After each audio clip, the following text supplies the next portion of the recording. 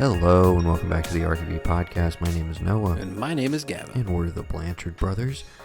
Back with you once again to talk about family. Yeah, family. Among other things. Yeah. We'll get to that. But yeah, this is the big Fast episode. Late to the party as usual. Of course. It came out about 2 weeks ago. It's been dominating the box office. We assume if you're interested, you've already seen it. Unless I'm sure there are people who are like, "Oh, I really want to, but I also don't feel super safe going to a theater yet." Mm-hmm. Who are probably still holding out. But the biggest opening since 2019. Yeah. Crazy. Yeah. Crazy. But yeah, we've both seen it. Just the one time for you still? Right. Did you go back a second time? Nope, just the one. Okay. How about you? Just the one time Okay. as well.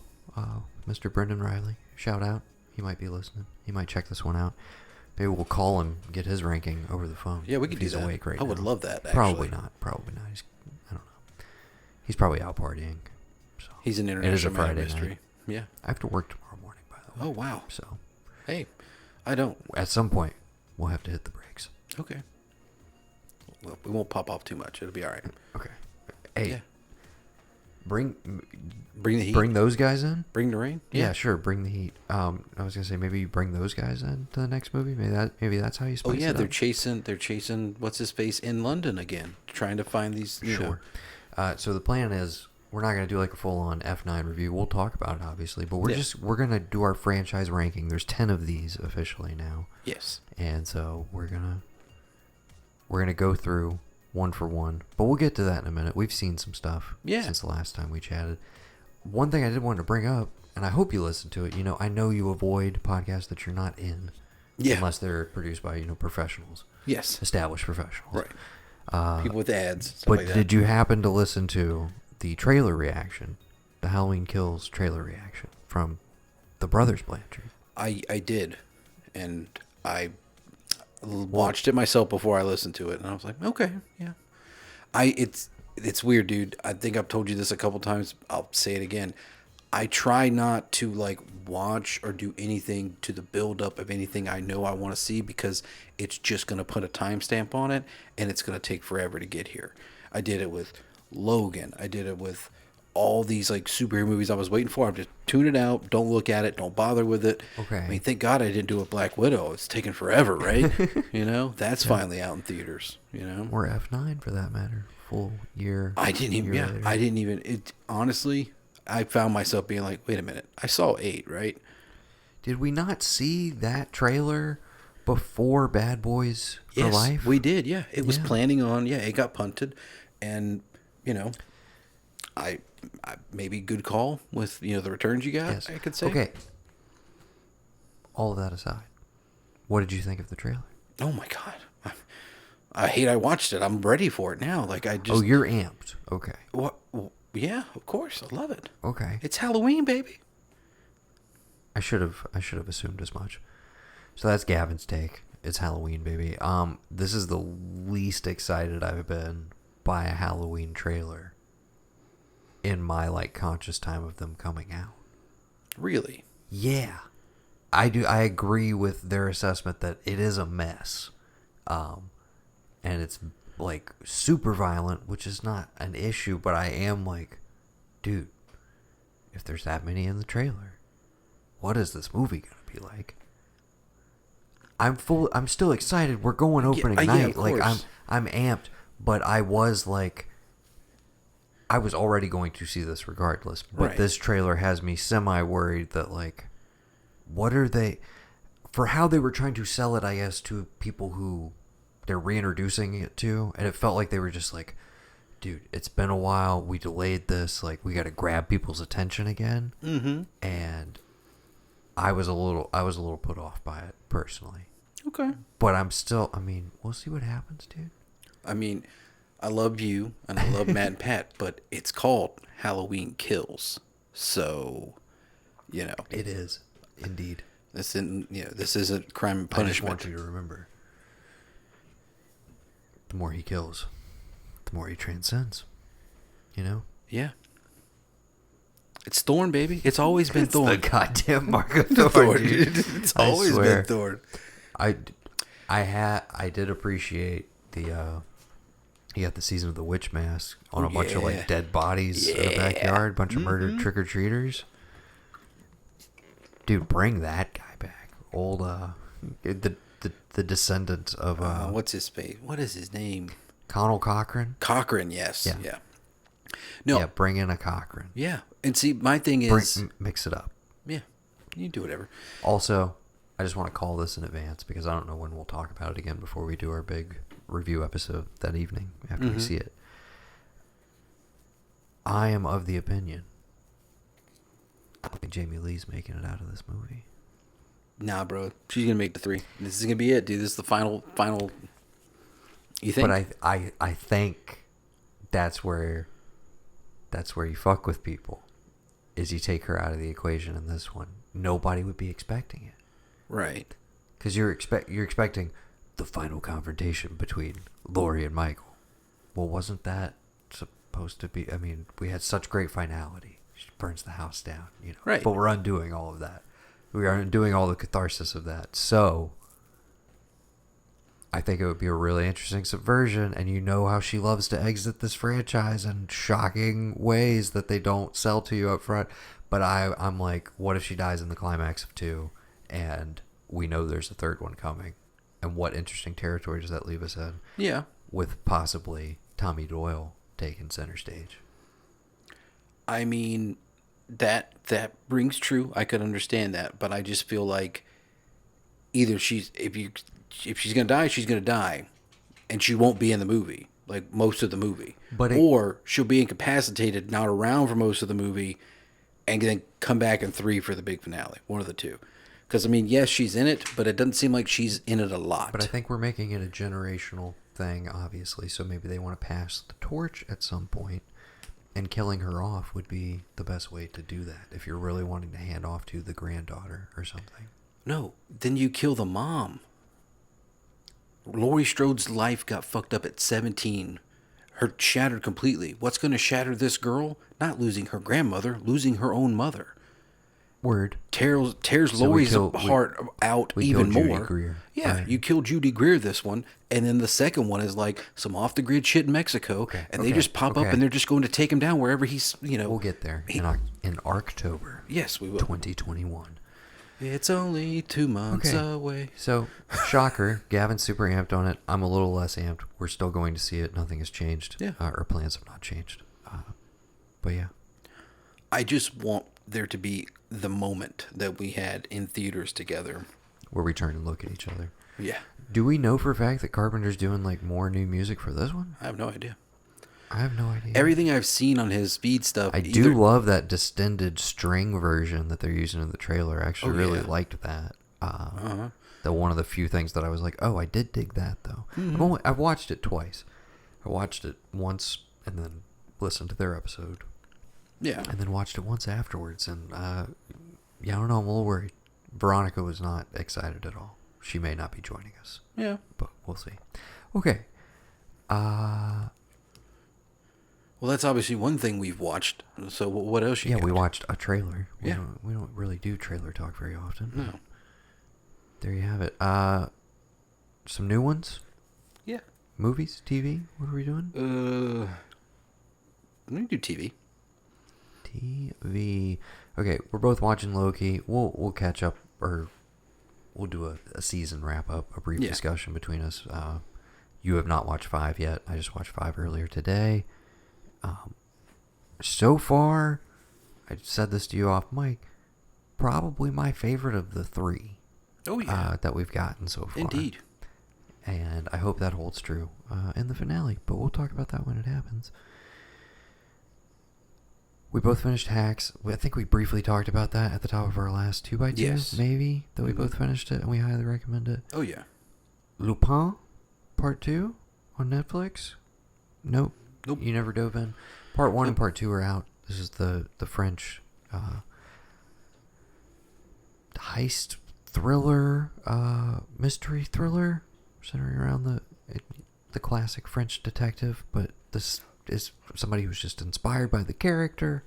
It's a whole thing. I've talked about it before. Yeah. Part 2 is even better than Part 1, and I loved, even though, because it basically set the table for it to become more of like the Lupin that I know in terms of like just different adventures and stuff. Mm-hmm.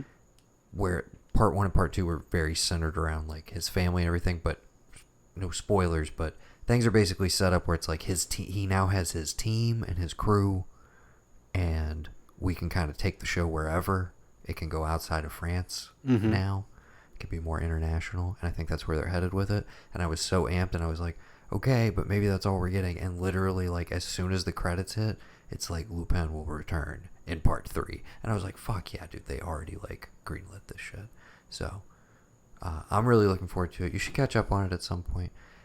Side note for Netflix, which I've been watching a lot of lately, we're both, I think, or you haven't even started. I think you should leave season 2. I watched the first episode and had to turn it off because I was like, I am going to stay and watch this entire show. Okay, yes. But We're trying to pace ourselves. The Coffins TV show. Yes. Fucking ridiculous, man. I want to bring up bits, but I don't know if you've gotten to certain things because I can't not. remember what was in the first episode. We've watched like 3 or 4. We're trying to savor them, but anyways, it's great. I noticed this though, and I don't know that it would pop up for you. Hopefully it will I think it's like a week or 2 out. They're doing like a standalone episode of Kingdom. The Korean show. Yeah. Did you ever catch up on that? I thought you... Yeah, I finished it all. So, I don't know when it's set. I don't know, because you remember like the end of season 2 jumped like way into the future. Yeah. And I'm like, I don't know if it picks up from there or if it's a prequel to all of this stuff. But it's an extended episode. It's like an hour and 30 minutes. So it's basically like a little mini Kingdom movie that we're getting in like a week or 2. I had no idea. I was kind of wondering, like, is season 3 happening? But it's identifying it as like a special episode, like a Bandersnatch or something, if you will. Like don't even talk that. I mean, we talked about Black Mirror, dude. I'm so mad. Anyways, yes. So keep an eye out for that. It's in a week or 2. We will definitely discuss. Have you checked out This Is Pop?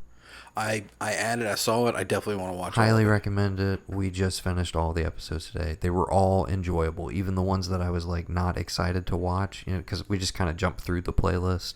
We didn't go in order or anything. And even the ones I was like reticent to watch, like When Country Goes Pop, they were all fascinating and interesting, and all had their like own individual vibe, which was cool. They weren't just all like one singular structure. They had different narrators, different presentation. Some of them are like Boys to Men episode. The opener is like centrally focused on them, but then you have other episodes where it's like, okay, well, we're exploring a genre or a period of time or a style or whatever. So, but it's an interesting mix. I can't wait for season 2. It was one of the more well produced little series on Netflix I've seen in a bit. I enjoyed it. This Is Pop. We're both watching Dave season 2. Thoroughly enjoying it. Oh yes, Dynamite Chuck. Stuff. So good, Chuck. Yeah, great stuff, Chuck. That's it, dude. That's perfect. I started, Great have stuff, not Chuck. gone any further, but I did start season 2 of The Naked Director on Netflix, which I've talked about before. Again, definitely an acquired taste. I love it. I think it's one of the best imports, if you will.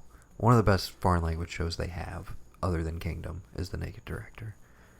Which again is about the most famous pornographer in all of Japan, and we've moved into the 90s now in season 2. Most of season 1 takes place in the 80s, but yeah, if you want like a wild, crazy sex comedy, like a Japanese version of Boogie Nights mixed with like American Pie, check out The Naked Director on Netflix. Definitely the horniest show probably ever made. Okay, that's all my recent TV. You got anything? Let's see. Black Monday. Finished all 3 seasons of that. Word. Oh yeah, we still have Showtime, which I should check it out. Yeah, it's really good. We're gonna talk about Don Cheadle in a little bit, I think. Oh yeah. Dave, I'm going to consider this a show because it's at least 4 episodes to me that constitute a show. Watch The Last Narc on Amazon. Pretty good. Okay. And are you familiar? You know anything about it? I mean, I'm familiar with it from it being in our watch list, and I've definitely watched the trailer. Yeah. But basically, it's years later, I don't, there's no truth to anything, who knows what's what now, but it's basically alleging that like the U.S. government was maybe possibly aware of the DEA agent Kiki Camarena. Like they knew what was going to happen and go down with him because that would push their narrative on the war on drugs. Because if you look at what happened after he got killed, it was basically like open season on all narcos. Okay. It gave them the reason to do so. It talks about how a lot of the Mexican, like in '85, everything shifts from like Miami to Mexico. It's like a more prevalent threat of what's in another country so we can stop it from getting here, as opposed to the shit's flooding our shores in Miami. Maybe Miami's a lost cause. Of course, by '85, you have a lot of the big players who are like laying low or moving around, but a lot of it starts to come through Mexico in '85. And once he gets killed, there's a big shift in what they do. DEA presence goes up, more money gets funded to them. But it was really wild because they even had like audio of like Reagan calling his widower and like the real in-depth interview with her. Have you listened to a lot of podcasts about this period of time? No. Purely just my own reading and my own watching of documentaries about it. So, when are you going to give us, like, the ultimate Florida 80s drug saga? Oh, okay. Yeah. Your Cocaine Cowboys in audio form, which will be, I mean, the most well-produced thing we've ever put out. And it'll be full of an original synthwave soundtrack from NARC. Right, yeah, no, seriously. We could start collaborating on this and like legit make this a thing, because we could get like really good voice actors to do different parts. We could make up fake characters, and we could basically do like our own Scarface / Escobar / Miami Vice. Do the dual stories. Two friends from the same neighborhood, Miami. One grows up to be a coke dealer. One grows up to be Miami Vice or like DEA. How they're impacted and tell their story back and forth. How it's fleshed out. Go through the whole, dude, we should totally do that. Like, for real. Let's talk about it off mic. Okay. Yeah, we'll workshop it. Anyway, Last NARC, really good. Dangerous Nights. Yeah.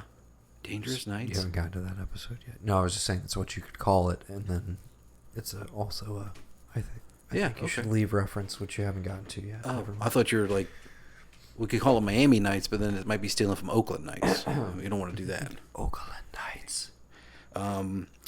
And I guess, you hit all the other TV I had. I watched the Resident Evil that just came out, Infinite Darkness. It's 4 mini 30-minute episods. I don't know if you want to call it a series. Okay. Yeah, it's just like 4. It would be a 2-hour movie, but they just kind of chopped it up into 4 episodes. All right. Yeah, and that's pretty much it. Everything. Black. I was off. I missed the whole. On that note, while we're right there, I watched the new Gundam that is on Netflix. Hathaway. Okay. I have not watched a lot of the connective tissue because, like, from the era that I remember, this is set like way down the road. But the lead character is like the son of one of the characters I know from the original run. And so I was a little lost, but I was enjoying it. And then it did eventually just kind of completely overwhelm me, and I could not keep up with like where the allegiances were, what side people were on, I was very lost in the narrative. Right. And it also was doing something very different with like the way they approach the Gundams themselves and like the action sequences. Mm-hmm. Almost all of them were set at night, so a lot of stuff is like gorgeous animation, but a lot of it like hidden in shadow kind of thing. I don't know. I had mixed feelings on it, and I also was just like, well, maybe if I was more well versed in like the last chunk of lore, I would have gotten into it more. But apparently, it's part 1 of like a 3-part series that will all be coming to Netflix. But so maybe it'll make more sense. Still gorgeous to look at, and like it's the first new like thing from the original creator, first new narrative from the original creator in like several years or like several decades. I think he's done some like one-offs, but this is anyways. So check it out if you're like. But I think hardcore fans are like loving it, and I feel like I was just not well versed enough to fully appreciate it. But I liked it. Okay. No, that's good. Okay. Transitioning into movies with that, I watched False Positive on Hulu. Did you check this out? Don't know, and I don't remember seeing it. Ilana Glazer from Broad City, and Justin Theroux. Whoa, okay. They're trying real hard to get pregnant. They're having trouble. So they go see a fertility doctor who's also an old friend of Justin Theroux's character. Fertility doctor is played by Pierce Brosnan. Oh. And basically, she starts to think, like, okay, she gets pregnant immediately, okay? Like, Because she sleeps with Pierce Brosnan. Hey, that's just what he does. No. That's how he got to the job. Spoilers, you're like remarkably close in a way that you don't even understand what you just said. So spoilers for the end of this movie that was what I'll ultimately say. It was sold as like, it's A24, surprisingly. Oh, I'm in. You would think so, right? Right. I don't know if it was just the aesthetic of watching it on Hulu or legit the way it was shot. It felt like, I don't know if this was intentional, it felt like a bizarre Lifetime movie. Yeah. Like, not, it felt like I was watching a TV movie. It did not feel like this could have ever been released in a theater. So I was a little surprised by that. But maybe that's what it was going for. I don't know. And it was kind of sold as like a Rosemary's Baby riff that was going to have maybe more of a comedic bent to it. Mm-hmm.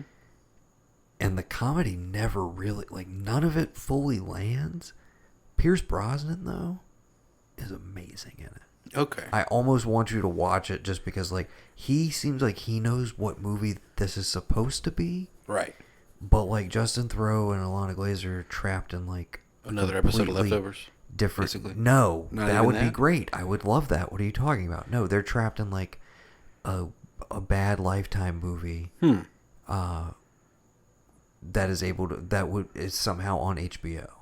Okay. Because, it's R-rated. It's allowed to do shit. Right. But yeah, it did not fully come together. But as much of a weird misfire as it is, like, points for straight up weirdness.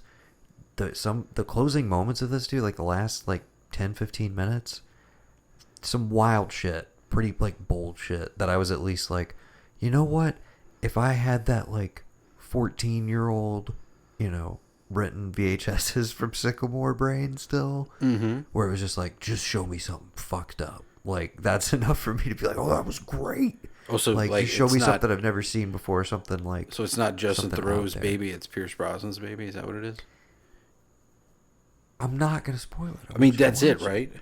But you can just nod your head if I'm right. But not in the way that you think. But obviously, it's kind of obvious from the get-go that, yeah, Pierce Brosnan is possibly evil. Maybe he's the devil. Maybe he's not. He also has an assistant played by Gretchen Mol. She also knows what movie she's in. Mm-hmm. And I'm not saying that Ilana Glazer and Justin Theroux don't. They just, the way they're written and, like, I don't know, dude. I had a lot of issues with it. Yeah. But it's an interesting misfire. It's one of those where I'm like, you know what? Save it for October. Throw it in the bunch. But it's supposed to be a comedy. No, it's a horror movie. Oh, good. Okay. You said like the comedic bits didn't land. That's how it was sold, though, I'm telling you. Is like it seemed like it was going to have more of like a dark comedic bent to it. And there are moments of that in the movie that never like fully land. I gotcha. But I was saying the Pierce Brosnan stuff kind of works enough where you should check it out.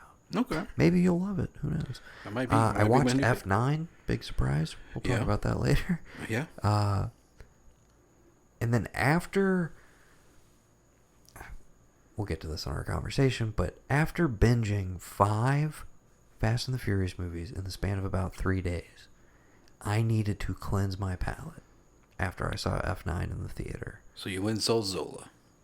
No, I needed to cleanse my palate. Dude, I wanted to go in the absolute opposite direction of everything that those movies are. Mm-hmm. So I needed it to be still and calm and character driven and black and white. So I thought, what's the antithesis of a fast movie? it's an Ozu movie. So I've talked about it before. Tokyo Story, one of the best movies I've ever seen. Made me bawl my eyes out. I watched Late Spring, which is the first in that kind of trilogy of movies that ends with Tokyo Story. Okay. And in much the same way that I watched Tokyo Story, and I was just like, I'm watching, and then by the end of it, I'm just like completely wrecked. This one, I'm like, oh, okay, this is, I'm following the story. I'm interested, but it's like, it's very low stakes. It's just like character driven, emotional stuff or whatever.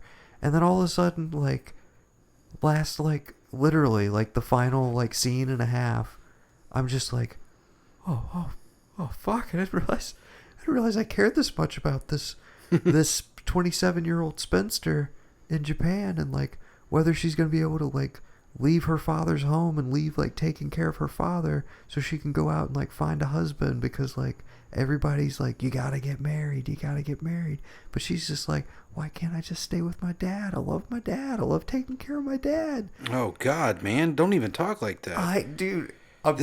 Why are they? It's so. Every day I'm really mad dude. that it just another one absolutely wrecked me, dude. I'm just like, he might be the greatest director of all time. You know what? So when did good. this come out? So good. That one's Late Spring is 50. Hold on, I got you. Excuse me, Late Spring is 1949. You know, if I was gonna like try and, make a name for myself in the world of like cinema / like cinema research, I would do a deep study on this era in Japanese film and look at it from the angle of like, what does it say about all these movies that have come out here from the only society and ethnicity of people that ever had an atomic bomb dropped on them, that they seem to understand more about the human experience more than anything else. Is it because of that? Have they always known that, but they were reminded of that when the war and all that? What is it? Because it seems like all this stuff that you talk about that like grips you and grabs you in ways that you don't think is going to, and you find yourself in this weird. I find it very revealing and telling that it comes from a culture, the only culture. It's so like specific and lived in and of that culture. Yeah. And then it transcends and becomes like completely universal. I've only seen like 3 of his movies, but every single one of them is just like absolutely mind blowing. And again, so calm and still, and like very few edits, and like long dialogue scenes and stuff. And it's just like, I am completely enraptured by all of them, dude. But even when I'm just like kind of casually, I'm watching and I'm following along, and I'm like, it like creeps up on me that like, oh, he's been like compounding all of this stuff through the entire movie, and then it literally pays off in the final scene, and I'm like bawling my fucking eyes out, dude. Mm-hmm. Just so good, incredible. That was Late Spring, so that was my antidote. I need a break from the Fast franchise. I want to go home. I want to get on, put on sweats, and I want to have a beer. Exactly. Over on old HBO Max, I was waiting for this one, dude. I had one of the most killer movie weekends this past weekend. Just kicked it off with No Sudden Move on Thursday night on HBO Max. Yeah. Okay. You watched it as well, right? Yeah. What'd you think? Oh, I leave it to old Soderbergh to tell me this story and then just like dump it in like one of the most random time periods that I've never even like, it's always been there, but I've never known was there. Like, of course that was a huge thing with like the U.S. pollution, the catalytic converters, all that shit. But like, and I've made a point before because I've been the one that's did you listen to the WTF episode? No, I haven't. I want to listen to that. Okay, well, I'll be the guy who brings it up. But anyways, at one point, he's like, he distinguishes between movies and films. And he's like, no, this one's a movie. And after watching it, because I was listening to that interview or whatever, and then I was like, okay, they're starting to talk about the movie a bit. I just want to watch it tonight, and then I'll come back to this. And so I come back to it, and I'm just like, dude, you're so full of shit, man. You were acting like it was a movie the whole time. Turns out it was a film. Turns out you had something to say. Like you fucking always do. But he sneaks it in there at the end of the, not even the end of, kind of like, it's kind of before the third act, like, finale. But as soon as that uncredited cameo comes in, if you haven't seen it, I don't want to spoil it. People probably already have. But Yeah. when he kind of comes in and lays everything out, and you're like, oh, it's about this now, dude. And it's like, you're already layering it on top of so many other, like, Yeah. And it's just brilliant stuff. Stacked cast. I was talking to a good friend of the pod, good friend of mine, Evan Dewing, through text about No Sudden Move, and one of the things I brought up is I was just like, I felt like Cheadle was the most dialed in I've seen him in a while, and he just seems so jazzed to be like, I'm not just playing Rhodey again in yet another Marvel thing. You know what I think of when you say that? I finally get to play a character again. Thank God. I am going to just like devour this role. He's incredible. Benicio del Toro, man. I mean, when is he not like just one of the most compelling screen presences that we have? You just can't take your eyes off him, dude. Every single line delivery and choice is just like nobody else. He's got that Nick Cage energy of just nobody else would deliver this exact same line of dialogue. Nobody else would even approach it the way you just did. How the fuck do you come up with this stuff? Incredible. David Harbour. Oh my God, dude. You didn't know? You're not saying anything. You didn't know? What do you mean I didn't know? I love David Harbour and everything. Yes. I'm just saying, he and Benicio in particular, I would like on the floor laughing with some of this stuff. Just so funny, so dark. Stacked cast. Amy Simon's killing it. Little Noah Jupe killing it. Kieran Culkin for a little bit. A little bit, yeah. Fucking John Hamm? John Hamm. Ray Liotta. Dude, Brendan fucking Fraser, man. Yeah. First scene with him and Cheadle, I was like, dude, where have you been? Like, I'm so glad to have you back in movies, dude. And please tell me that you put on weight for the role. Like, that is not a problem. Like, I think he has put on weight over the years. Yeah. I mean, literally, and I don't know when it was shot in relation to it, but he is doing the Aronofsky movie called The Whale, which is about, like, a morbidly obese guy who can't leave his home. That makes sense. So I assume... Yeah. He probably put on weight, and then I assume they're doing prosthesis in addition to that to like really play it up. Well, no, that comes out later this year as well, if I'm not mistaken. I think it's already when you shot. mentioned like he looks like he's so happy to like be in an actual role and not just like in another Marvel thing. I instantly went to like the first time when you meet him in Ocean's 11, and he's like, it'd be nice working with proper villains again. Like it's nice to work with people who want to put me who don't want me to just stare at the green screen and like let me, even though it's an ensemble, want to let me play the lead character and like. You remember I was do what I fucking right? do, dude. You remember Devil in a Blue Dress? Dude, do you remember that I stole the fucking show from Denzel? Put me in your movie. All of the beautiful twists on noir throughout. The best of which being the fact that it takes the MacGuffin and it makes it actually something that's relevant and reveals it to you, and it completely is just like, oh, that's what this movie was about the whole time. Yeah. Great stuff. And unlike all of these other ones, this is an HBO Max exclusive, baby. Yep. Just like Let Them All Talk, which means it's not disappearing after 30 days. It'll be there for a while. You can go throw this on whenever. This is in my top 5 of the year at this point. Yep. Probably going to stick around the top 10. I absolutely loved it. Great time. Great way to kick off the weekend. You know what I saw the next day, rather? What's that? Veronica and I went to the theater and we saw Zola, which I won't talk to you about because I know you're dying to see. I am dying to see. Florida's such a magical place, Noah. That's all I have heard varying reactions. I personally loved it. It's also one of my top 5 favorites of the year so far. Great time. Laughed a lot.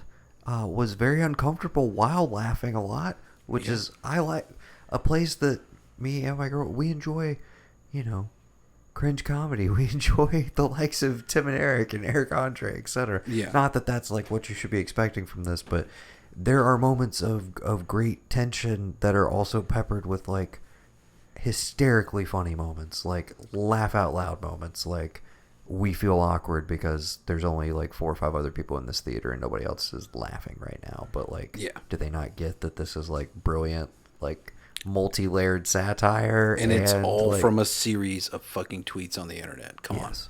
on. We've So arrived as far as I'm concerned if when it's it comes to near our you- culture. If it's near you, you should go check it out. That would be my number one pick. I think it's up right in now Columbia. I'll have to check it out. We're to go doing see in the theater. And then the evening after we saw Zola, back over to old Hulu for Summer of Soul. Oh yeah, I gotta watch that. Or When the Revolution Could Not Be Televised from Mr. Questlove. About the Harlem Cultural Festival in 1969. Same summer as Woodstock. Admittedly, completely ignorant to this. Knew nothing about it. Never even heard about it before. Until I saw the trailer for this like a couple months ago and it was announced and I was like, oh, okay. And of course, that's part of what's great about the doc is when it turns that corner into like, hey, can we also explore like why we don't tell these stories sometimes, why they're completely shut out of the narrative, and like why it takes 50 years for this footage to like see the light of day. Can we talk about that for a minute? And that really brings home the emotionality of it. That's on top of all of the like incredible performances that again you've literally never been able to see up until this point. But you got Stevie Wonder, you got BB King, you got the Fifth Dimension dude, the Staple Singers, like so many incredible acts. Speaking of that, did you watch the P-Funk documentary? No, but I've heard amazing things. I need to get to that. Bro, it is. That is on wild. Prime, if I'm not mistaken. But Yeah. yes, Summer of Soul is available on Hulu. It's like neck and neck for the best music doc I've seen this year because the Sparks Brothers also came out. But both incredible, and it's crazy that, yeah, 2 of the best music docs in recent memory, and they came out within like a month and a half of each other. Less than a month. Okay. I got one more new watch for me. What I was hoping would be a hidden gem, a classic I had not gotten to. Well, not a classic in anybody's eyes because I never hear it talked about, apparently. I finally watched The Brinks Job, which I had to special order through Amazon, through Universal's like archive thing, where they like print you a disc. Yeah, they just make you one, yeah. Yes.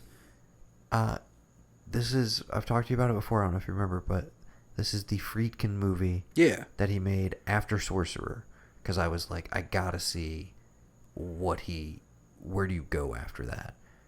And it's about this Brinks truck heist back in the 40s, I believe. It starts in the 30s, but then lead character goes to prison for a stretch. I believe the main thrust of the narrative takes place in the 40s. Peter Falk is the lead. Oh, okay. Peter Boyle was in there, and a lot of that guys who you'd probably recognize from other stuff.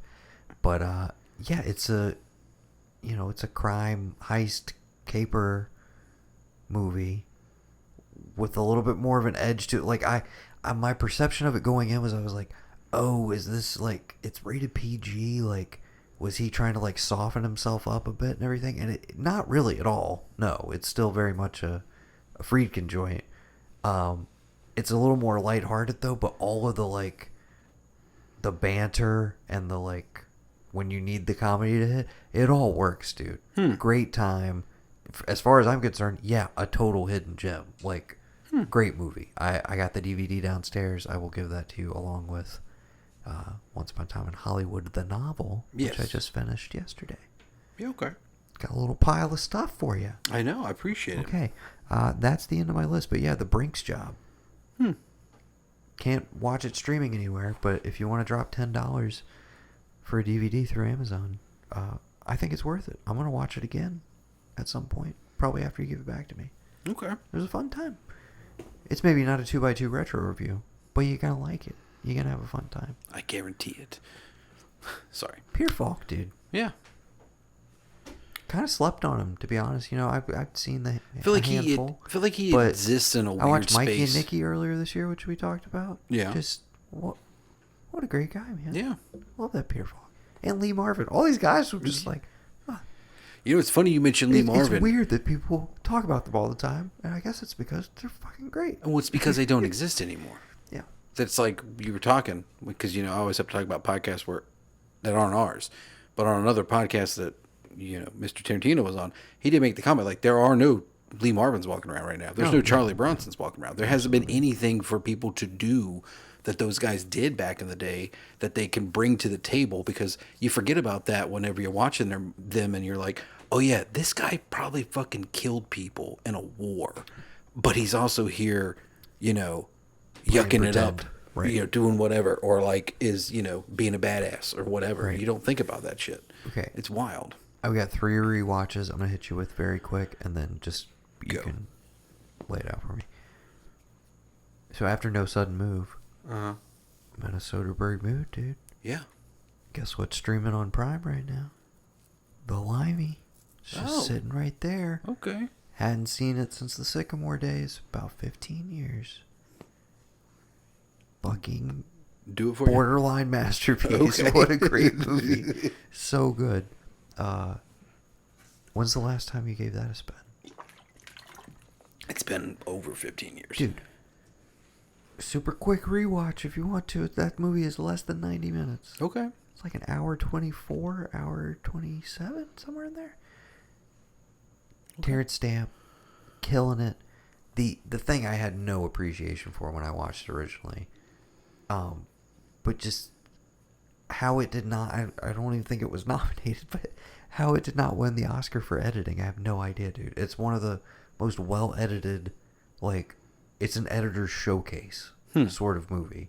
The way the story is told, it's just like, you could take this same narrative and hand it to any other director, and it would not feel like this. Right. The way that he decides to tell it to you.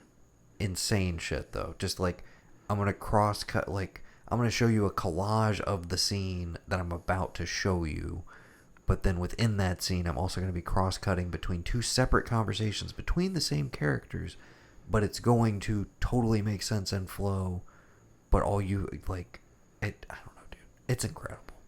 If you haven't watched The Limey recently, and you have Amazon Prime, go for it. Okay. Independence Day, because it was Independence Day, and You were not going to go quietly into the night? Well, I said you weren't going to vanish without a fight? You're going to live on? I said, yeah, we're going to live on. I said in my head, well, I don't have time to do Southland Tales, the director's cut, because it's a little bit longer. And then I throw on Independence Day, which in my head is like, dude, that's like a tight 150, right? Right. 2.5 hours. It's a Roland Emmerich joint. When is it? Yeah. I just was like, it was one of those, as I was watching, I was like, oh yeah, but then we got to do this and this. And like, we got to spend a lot. We got to spend a lot of time in Area 51. I like in my head, it's like, oh, it's just that one scene where they go down and it takes over Brent Spiner. Yeah. Brent Spiner. Brent Spiner. Yeah. Mr. Data. Yeah. Yeah. In my head, it was just like, oh, it's that one scene, and then Jeff Goldblum's like, hey, shoot the can, and it's all good. But I was like, no, like, we got to bring the president's wife back in, and she's going to have internal bleeding, and oh my God. There's no reason to kill her off. I don't understand that decision at all. Other than, I guess, give him more investment for like, oh yeah, I'm really going to get in this plane and do this shit right now. Because I got nothing to like, lose. You could have just done it anyways, dude. It's the end of the world. No big deal. Yeah. Okay. That was a fun rewatch for me. Oh, I'm sure. It had been quite a while. I still remember we used to do that every year with the VHS in Japan, dude. One of the main things I was thinking of while watching it, what? Just so weird that Jeff Goldblum had like 2 roles in very quick succession where there were action figures made of him. Yeah. Just the idea that there were Jeff Goldblum action figures that we owned from both the original Jurassic Park, The Lost World. Also from The Lost World. A lot of stuff from The Lost World. Oh, yeah. We went in hard on the merchandise on that one. Not as hard as we did for Waterworld. No. Oh, we bought in big on the Waterworld front. We had the full-on Can boat. you imagine if we had not opened any of that? It might not be worth a lot, but it'd be worth something now. Oh, somebody would buy that for thousands of dollars. I'm sure. If we had it unopened. Oh, yeah. For sure. Waterworld, I got lost. Where were we? Jeff Goldblum. Just so weird to me that he had 2 movies. Like, because we had the Independence Day action figures. Yes. We had the Lost World stuff. Yeah. And we were just playing with little Jeff Goldblums. It's just so weird to think about. Man. Yeah. I don't know. He's an actual person. He is. But of all the people to be made into an action figure, you know what I'm saying? Yeah. I mean, Will Smith you get. Right. But, like, yeah, Jeff Goldblum, you're like, He he kind of licensed it for Men in Black. I had some of those figures too. Yeah, I remember Tommy that. Lee Jones was definitely like, fuck you. You can, like, you can amalgamate me, but Yeah. I'm not licensing my face for a doll. I will not sanction this buffoonery. Which I think is probably a good move, because I feel like if he does that and has tons of money, maybe he just, like, stops making movies. Okay. Who knows? My last one. Mm-hmm. So I finish Once Upon a Time in Hollywood. Yes. The novelization. I don't, like, want to immediately dive into rewatching the movie. Uh-huh. I'm also still in kind of a crime mood from the Limey. So you go watch Jackie Brown? No. Oh. I could have. But I also I knew Brad Pitt was one of the key elements that I needed. Oh, Killing Him Softly. 100%. It's one of the best movies ever made. I'm sorry. We don't talk Blu-ray. about that movie. We don't talk about that movie enough. That is probably one of my favorite movies from the last, like, 20 years. I was going to say 100% agree with you. Rewatching it, I mean, we loved it in the theater, other than as I was watching it this time, I was flashing back to watching it in the theater with Mom, and just, like, the dialogue that comes out of Ben Mendelsohn's mouth. Yes. Where I'm just like, just, like, I am internally, like, cringing and just, like, sweating on the inside of my body, where I'm just like, why is this happening right now? Please, literally talk about anything else, guys. Like, this is, seriously. Yeah. And then, so yeah, that was very uncomfortable. But I remember by the time we got to the end of that movie, just being completely knocked out, blown away. Loved everything about it. And have probably rewatched it 2 or 3 times since. But it had been a while. But I was in a Brad Pitt mood, and I threw it on, man. And you're 100% correct, dude. Absolutely holds up. One of the best movies of its decade. One of the best Brad Pitt performances. Ever, yeah. There are so many moments in there where I was just like, that right there, where I was just, so many subtle little performance things where it's just like, he is so dialed in.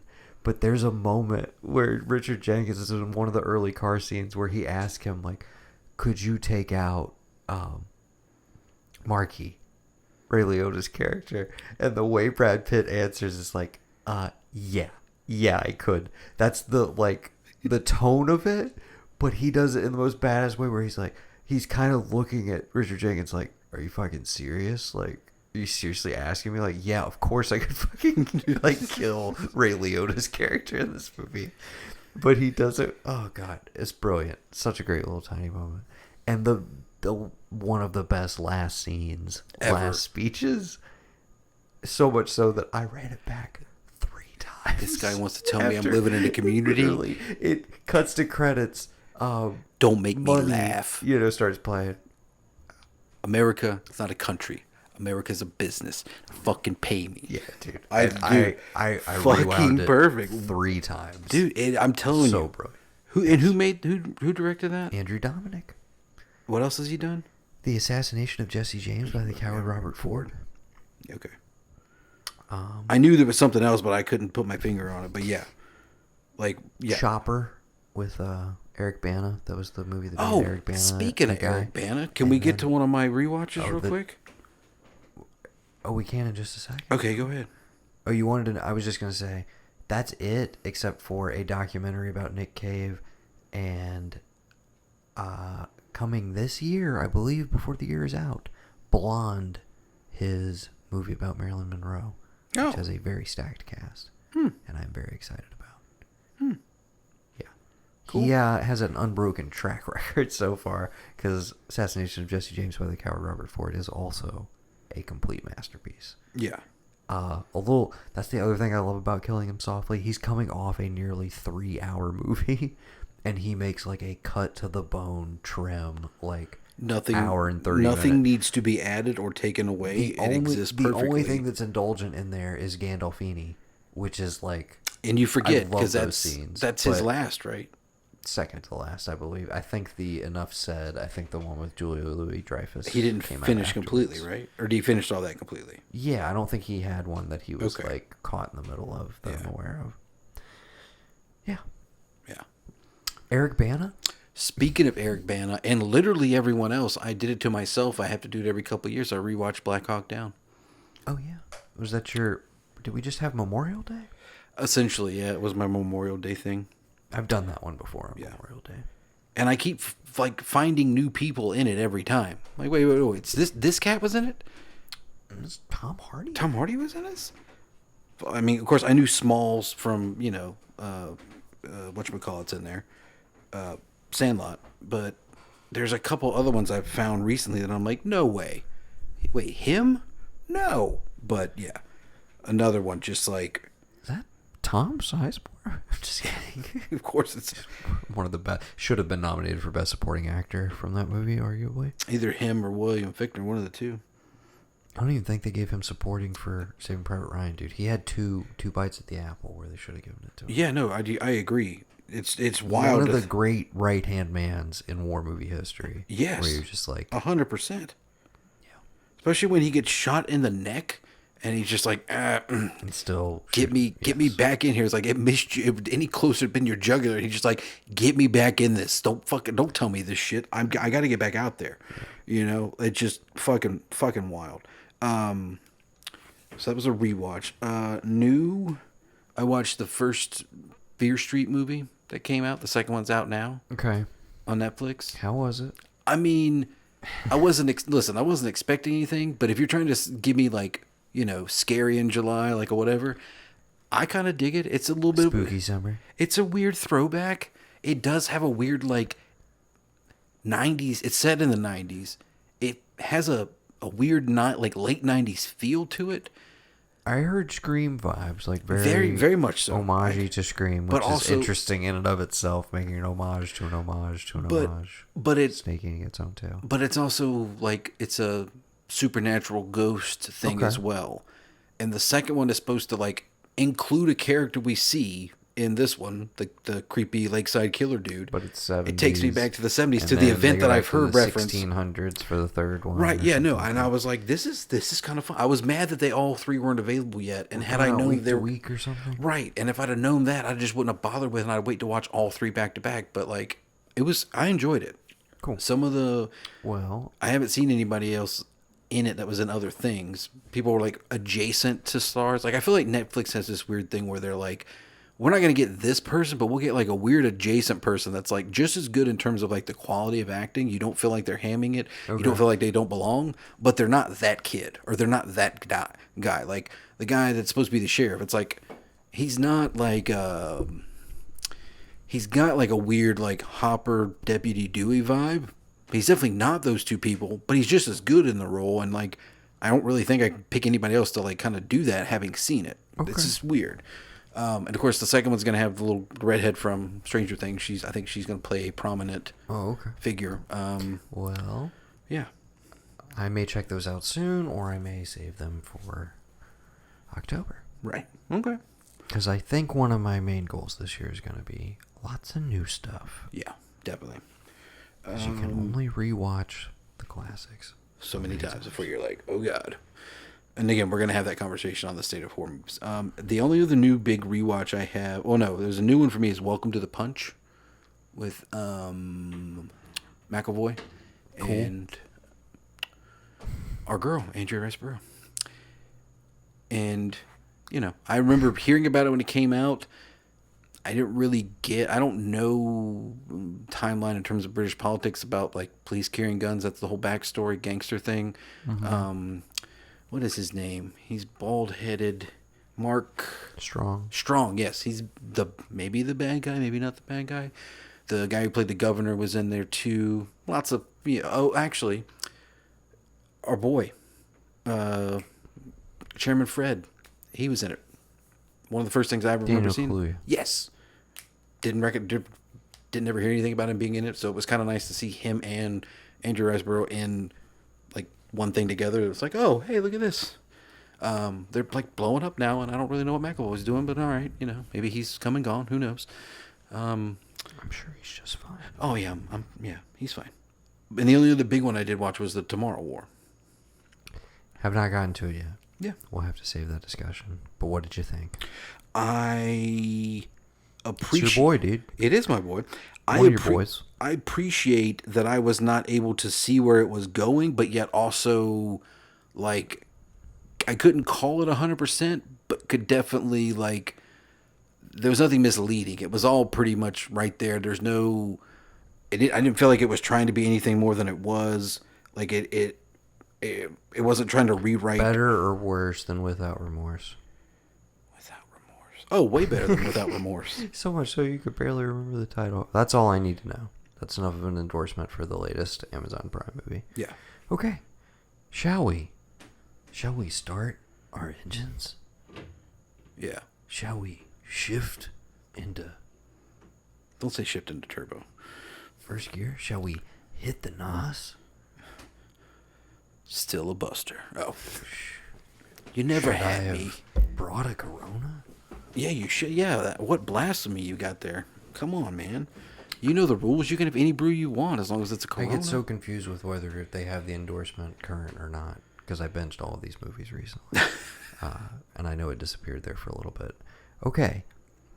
Again, we're keeping it loosey-goosey. We're already an hour into this episode, just a heads up to you, by the way. And you do have to work tomorrow. We know. But there are now 10 films Right. in the Fast franchise. And we've discussed a bit how this, oddly, this started as my franchise. Yes. And somehow around 3 and 4 became your franchise. Right. And we have Yet to really... we've, you might say, we've gone down separate paths, separate roads. Maybe we've parted ways, a la Furious 7. Yeah. You might say that. You could say that. Yeah. But we're about to find out. Because we're going to rank the Fast franchise. I'm ready. We're starting at number 10. To be clear, we did include Hobbs and Shaw. We did not include Los Bandoleros. Okay? Right. You want to go first? You want me to go first? I mean, it was my franchise, right? Yeah. My number 10. But again, the rules, we're gonna lay out our case, our opening argument, if you will. But we're not gonna go in depth on these until we've both said them. So let's see what happens. Okay. My number 10 is Fast ampersand Furious. The fourth film in the franchise. I mentioned it before, but my basic take, I was super excited. This one got me back to the theater. They were like, we got everybody back. Don't you want to see this? I thought it was a huge letdown. Admittedly, only saw it the one time. Have never revisited it. Okay. Okay? Your number 10. My number 10 is going to be Fast 9. Okay. Well, we can table it. We can keep going. No, we can talk about it because it's my number 9. Oh, okay. Yeah. I teetered with this or Fate. Which one was gonna pull ahead of the other one at the finish line. And I'll be honest with you, coming out of the theater, not jazzed on it at all. Listen to the John Gabris' excellent podcast, High and Mighty. He had Griffin Newman from, oh my God, Blank Check. Excuse me. Just drawing a blank there for a second. Literally. Yeah. He had Griffin Newman on. It's a tradition. They've talked about a bunch of the Fast movies. And their conversation, which I want you to listen to maybe on your ride home. Yeah. had me to the point where I was like, shit, dude, is 9 like the best in the franchise? Like, what? Am I completely upside down on this? Because they pointed out so many things that I was like, oh, that is kind of cool. Maybe do I need to go watch this again? Like, because I just not, because we didn't see it in a big theater setting with a bunch of people. Yeah, neither did I. We had like a very small crowd. It was Yeah. the last showing of the night. Yeah, when I saw it, I was amazed that, like, when I read the numbers, I was like, how? How did this happen? Granted, I did see it at 12 o'clock on a Sunday in Sumter. So that can play a key to because most churches don't get out till 1, Right. which makes sense. But at the same time, I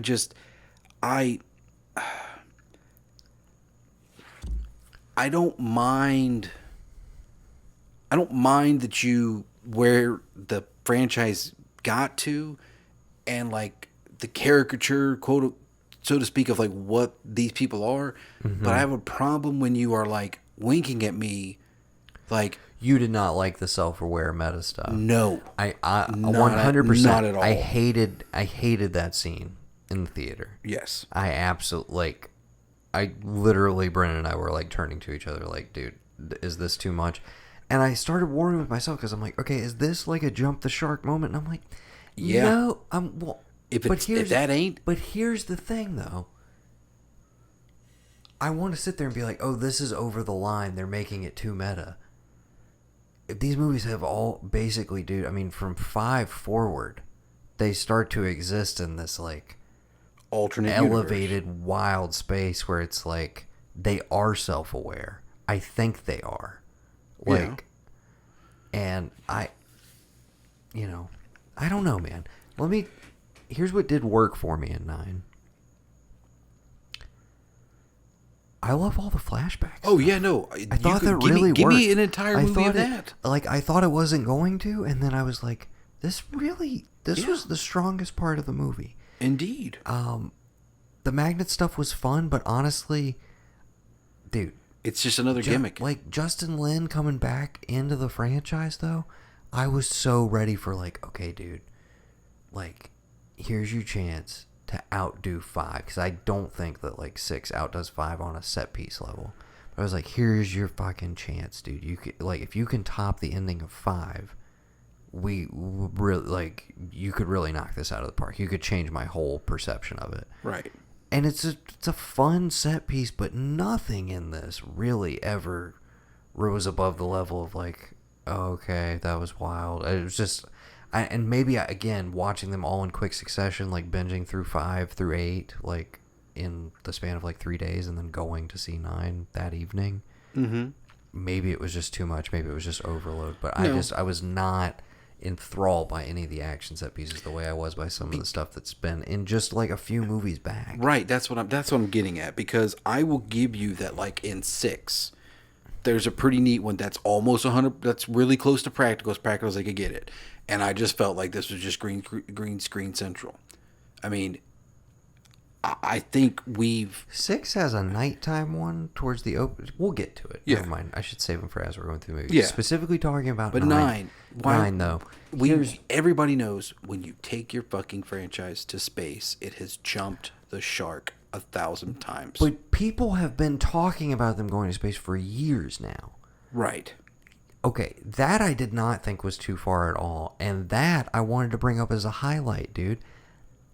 I have warred with myself over how I feel about Tyrese in these movies.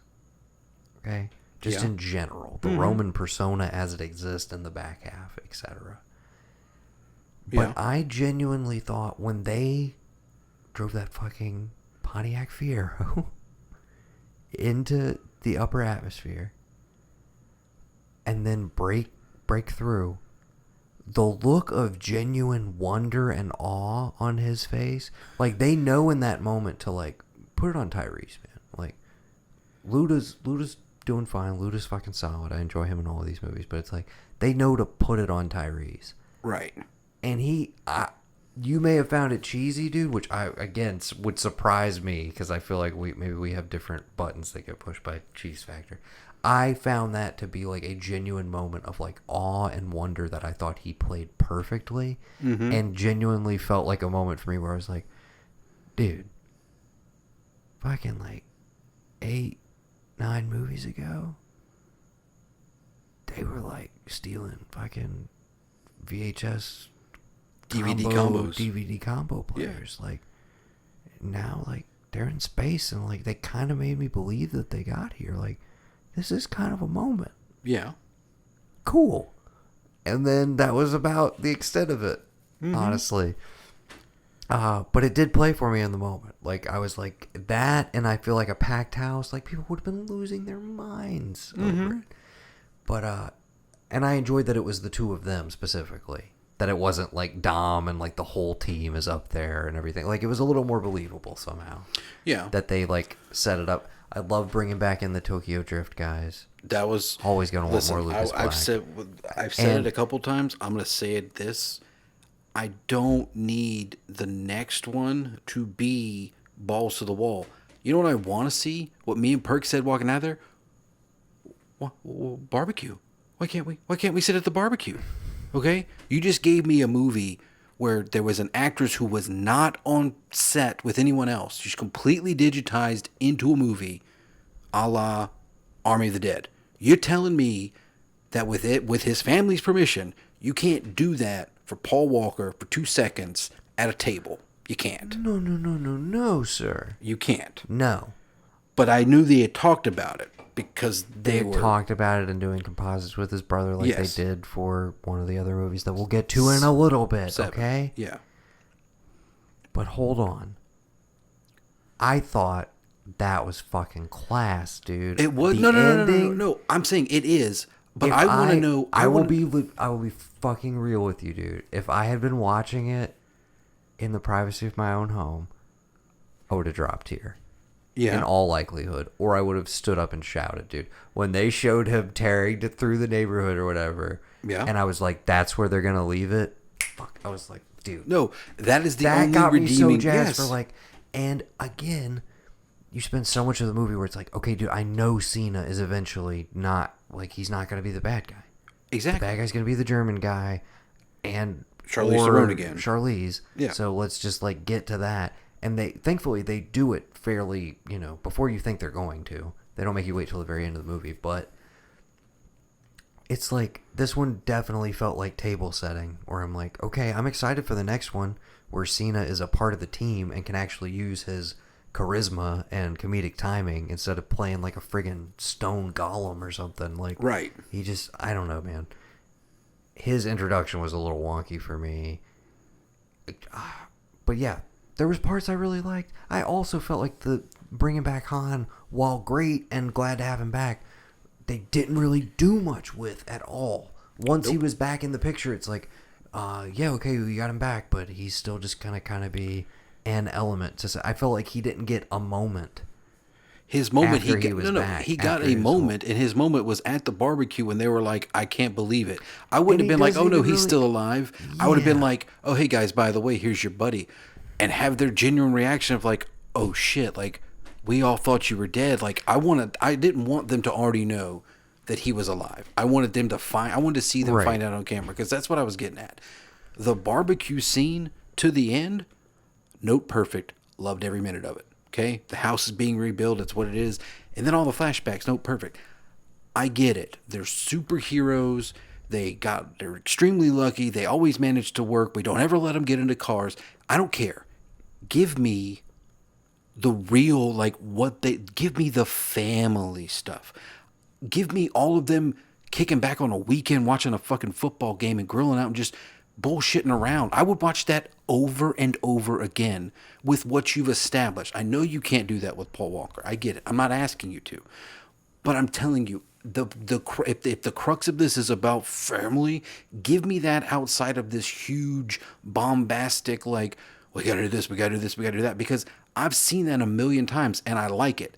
And honestly, had Paul Walker not passed when he did, I probably would have been and he somehow was still in this franchise, I probably wouldn't be saying any of this. I feel like after he passes, you got at least one where I'll be on board. But if by the second one after he's gone, you weren't doing something to like bring me back into it, because for me it was him, I'm gonna start to want to check out. And I'm not saying that they didn't try here. I'm just saying it just doesn't feel like. Here's one little tidbit before we move off of 9, which I think this is the longest we'll talk about any of these Probably. And this is totally coming from that podcast I want you to listen to, the High and Mighty episode.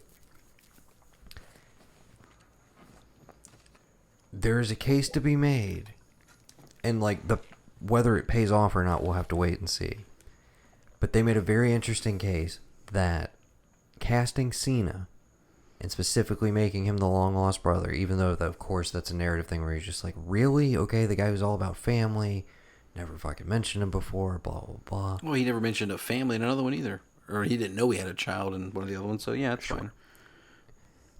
But they were like, he kind of, in theory, we'll see how it is in practice, fills the role of both a brother to Dom, so you get back to that central, like, male relationship that started the whole franchise. You try and recapture some of that energy that he had with Paul Walker and with the Brian character.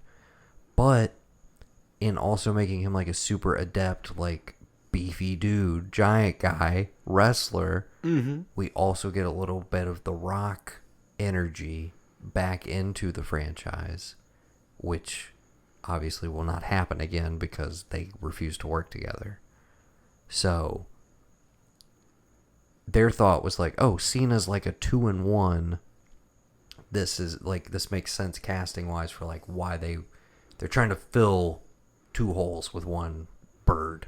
I don't think that metaphor made any sense, but I was like, yeah, that could potentially play out because I like Cena in movies, and I think he does have really good comedic timing.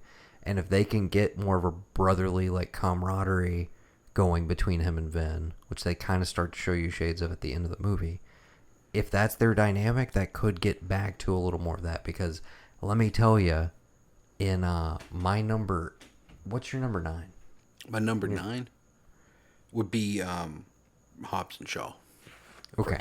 Well, I was going to say when we get to my next one, my number 8, which is The Fate of the Furious. Which would be also my number 8. Okay. We will talk.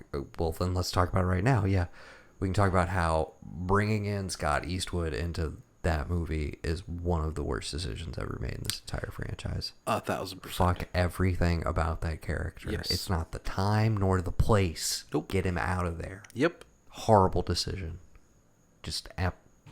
And they wisely got the fuck rid of him by the time F9 starts. And I love that it's just like he's gone.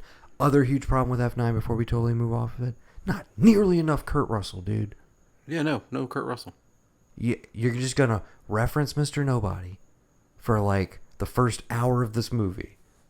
And you're not going to show me, you're going to show me like 2 seconds of Kurt Russell on a screen somewhere? We don't even know what the hell. Criminal. We don't even know what happened to him.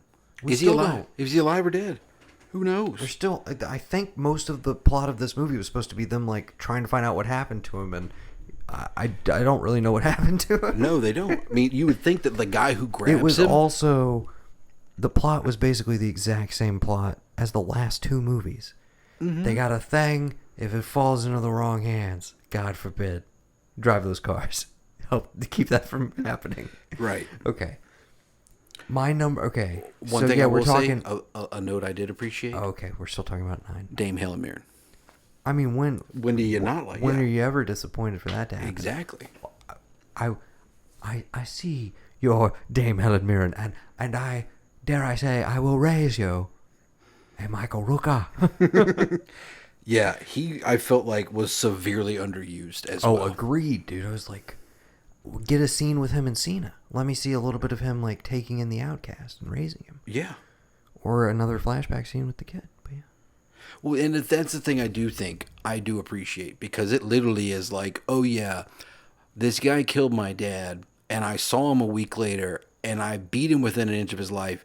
He's a janitor to school, has to take the bus, can't really talk anymore. It's a throwaway line for like what happened to Dom. And now it's the central dramatic arc of the 9th movie in the franchise. Like, as soon as they open and they're like there, I'm like, oh, we're about to see his dad get blown the fuck up. Yeah. Like, he's gonna, and I was like, I didn't know he's gonna blow up, and I was like, oh, he's gonna crash and die. Like, this is how, like, I turned to Becky, it's like, oh, this is happening, you know? And again, there's so many different parts where, like, I look over at Perk and he looks at me and we're both just like, what are we doing here? And not the sense of, like, why are we doing this? Like, everybody should be here. Like, we're really missing out of, like, what is this? What is this franchise? Also the weird reveal of, like, they show you that flashback, they play it out, and you get the emotionality of, like, Dom losing his father and everything, and it reconnects you to that moment. And then they cut back to it again a little bit later to, like, pan over and reveal, hey, here's his brother. I'm like, if we're doing the opening scene, like, why not establish from the get-go, like, hey, here's his brother. Well, here's his brother Jacob, who we never talked about. Right. I wonder why. And then, like, start that from the get-go. Why do we have to go back to it like 3 or 4 times to get all the details? Right. Anyways. But yeah, no. A lot of moments where Brennan and I just kind of like silently looked at each other as well, and we're just like, really? Yeah. Yeah. And again, we're talking about Fate of the Furious. I didn't. Now we are. Yeah, we are now. I didn't have that much of their in because again, I'm like, okay, this is the first one where there's no Brian whatsoever, and we've also. But they still got The Rock. Yes. And they still got Statham. Right. And this is like, I want to see where this goes. This was like my Goodwill one, and. Even though I knew, because before this came out, I believe it all kind of had been aired out that it all kind of aired out what was what about people, taking forever and this being an issue. So I knew all that going in, but I also knew that like, they had sort of kind of like patched things up. It was what it was. There was no like, oh, hey, people really like The Rock and Statham together. Like, maybe we should do a standalone with just them. Like, people really seem to dig these 2 random characters that we got.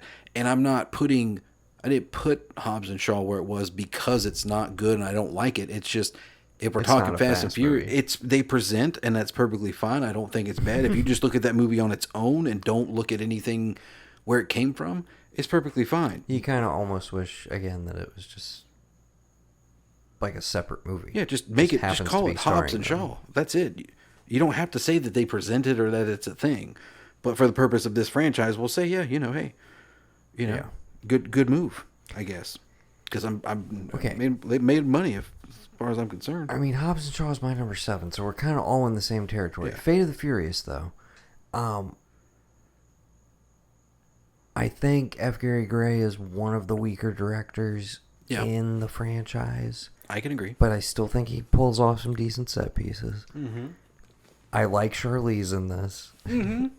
The character, like, I don't know, man, goes some wild places. I love Tormund Giantsbane in here as well. But I think the thing I love about it the most, and that slightly elevates it and got it to my 8 slot, it has the best Vin Diesel line delivery, like, of the entire franchise, dude. What? When he's just like, when she introduces the whole situation of like, we have your son, your illegitimate son, who you didn't know about. We also have her mom. We're keeping him behind the glass. If you do anything to me or you try and do anything to the plane, there's these guys who will come in here and shoot your fucking kid, period. Mm-hmm. And he just, in utter frustration, is like, well, if I had someone here with me, I could maybe do something about it. But since I'm alone, I got a choice. He, like, takes it to such a fucking level where you're just like, dude, you've never even attempted a line delivery like this. And you know exactly what it is, which is just like, I got Charlize on the set. I gotta impress her. Yeah. I gotta bring my A game. And him trying to do his version of his A game, given the dramatic stakes of this movie, which, granted, is like, for Dom, that's as dark as shit has ever gotten, where it's like, oh shit, I got a kid I didn't know about. Like, I don't know why he's all of a sudden Mark Wahlberg, but yeah. But yeah, I have a kid I didn't know about. You fucking with the cop that we forgot about from 3 movies ago. You kill Elena in front of me, even though it's like, we were together, but then she was totally cool with me just being with Letty, so it's whatever. But he has that moment, and then a little bit later, where after Charlize orders Tormund to kill her, and Charlize tells him like, "That was your fault." And he's like, "That's my fault." Like, it's so funny, dude. Dude, I was getting a real kick out of that. All the stuff with Statham and The Rock in prison is great. Statham on the plane with the baby. I mean, that's an all-timer scene for the franchise. Oh, yeah, of course. So it's like, there are bits in here that I enjoy. The whole sub-sequence towards the end, man, I don't know. It's a little much. And I do love the remote control car sequence, but I almost think that Justin Lin just straight up outdoes it with the magnets. Yeah. In 9. Not my favorite set pieces in either, for sure. So, yeah. So that's where I'm at on Fate. Was both our number 8s. And again, the biggest crime of that one, though, is fucking Scott Eastwood, dude. Yes. Get him out of the... Like, you also would save, 15 minutes on that runtime. We don't need him. No. Do not need him. Not welcome. Keep him out. Didn't like it. Not one bit. Hobbs and Shaw, my number 7. Okay. Your number 7 as well? No, it was my number 9. Oh, that's right. We're finally talking about it. So you kind of stated your reasons. You don't dislike it. It's just, it's not really a fast movie. But you still thought that F9 was inferior because you had that at the bottom of the barrel. Yeah. Yeah. So, my main thoughts, and we probably talked about it around the time it came out. I think the first hour and a half of this movie is very, very good and really strong. The introduction to both of them, the split screen, all that stuff. You get them in a room, you get them bantering, you get them on a journey together.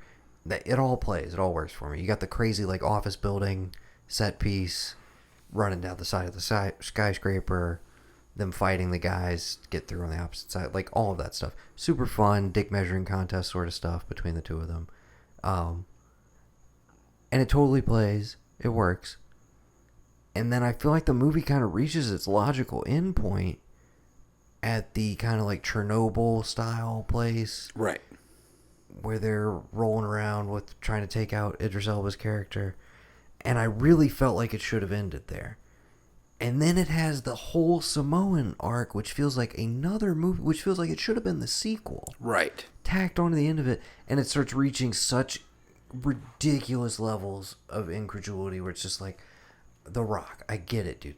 You are a beefcake. You are a brick shithouse. You're strong. You're in a sarong. I got it. And I know these movies bend the laws of physics. But if you tried to hold a helicopter by a chain while you were bracing yourself on a truck that was moving, you would not be able to do it. You would get torn in half. Or at the very least, your arm would get pulled out of its socket or ripped off of your body. Right. It's not happening, dude. It took it to such ridiculous... Brendan and I still discuss this because we saw it in theaters. He has literally brought up the clip on his phone to be like, dude, remember how fucking stupid this was? Just absolutely ridiculous. And maybe as the closing set piece of Hobbs and Shaw 2, maybe I'm there with you. Yeah. But this was another one, and I don't understand why every fucking blockbuster has to be 2 hours and 20 minutes now. But if you would have built this to the logical closure point of the Chernobyl set piece, we're at an hour 45, hour 50. Right. And you could even leave it open-ended. They don't get their man. Idris Elba gets away. Okay? Mm-hmm. Tune in for part 2. Coming 2 years from now. And I think it would have worked better. As it stands, I am totally burnt out by the time we get to the end of that movie. Mm-hmm. I am just I don't care about seeing any more chase sequences. And the biggest crime, the back half of the movie, totally drops all of the banter between Hobbs and Shaw. The whole fucking reason we came to the movie in the first place. Yep. It's all great. It's all there in the first hour and 30 minutes. And then it just goes out the window. Because we got to do some pseudo half-assed love story with Shaw's sister and Hobbs which doesn't even work because Hobbs is like the most asexual guy ever. There's the whole Ryan Reynolds contingent, which it's like you almost forget that he's in there, man. You kind of forget Idris Elba's in there for a little bit too. Yeah. Until he just kind of pops back up, Yeah. It was too much. It was too much out of the gate. I enjoyed it in theory, but I felt like they really, truly tried to do too much in one movie. They should have just paced themselves. But I'm sure 2 will feel like, 3 or 4 movies shoved together again. So. And that's your number 7. Hobbs and Shaw is my number 7. That is correct. So we're almost into the top 5. At number 6, what do you got? My number 6. Have you said your 7? No, be my number 7. Yes, your number 7. My number 7, just in where I would rank it overall, Too Fast, Too Furious. It's my number 6. Yeah. So let's go ahead and talk about it. At the time, I think I missed it in the theater, but I remember being really excited and buying the DVD almost instantly. Yeah. Which I think is basically how I discovered the first one, too. I rented it the weekend it came out because I didn't see it in the theater either. I don't think. You rented that and the Skulls at the same time. Probably. Or you bought them at the same time. I was buying a lot of Paul Walker stock. Yeah. He was kind of my guy for a minute. Yeah. Okay. So I was totally still down for 2, even though Vin had kind of become the main attraction, and I was like, no, why? And at the time, I was disappointed. I really did not care for it. Mm-hmm. Even though I watched it a couple times, I tried to make myself like it, but I kind of soured on it. Yeah. Because it was a blind buy, essentially. I remember I just, straight up, I bought it the day it came out. I went home, and I was like, fuck yeah, Too Fast, Too Furious. And then, But when you go back to it now, it looks a lot more like 4 through 9 than it does look like the evil, foreign twin of the first movie at the time, Right. So, yeah, in retrospect, plays a lot better. And even though Tyrese is, very different performance-wise and Roman's kind of a different character, I like Eva Mendes in it. I think she's solid. Cole Hauser's a decent enough villain. Not the best, not the worst. And, you got Remar in there? Yeah. Who's the other? Mark Boone? Oh, yeah, Mark Boone Jr. And again, it's flashy, it's over the top, and it's more the style that we'll eventually build to. It's just like John Singleton was fucking ahead of his time. Yeah. Man. Again, just another notch to be like, this guy knew what he was doing. Because the thing with that is that, by the time... I kind of wish he had come in... Kind of wish he had somehow come in the, the 4 through 7 range. Yeah. Or maybe we have another Phantom movie. A whole movie entirely. Not that, he directs the script for any of those, because quite like the directors of 5 through 7. But yeah. Okay.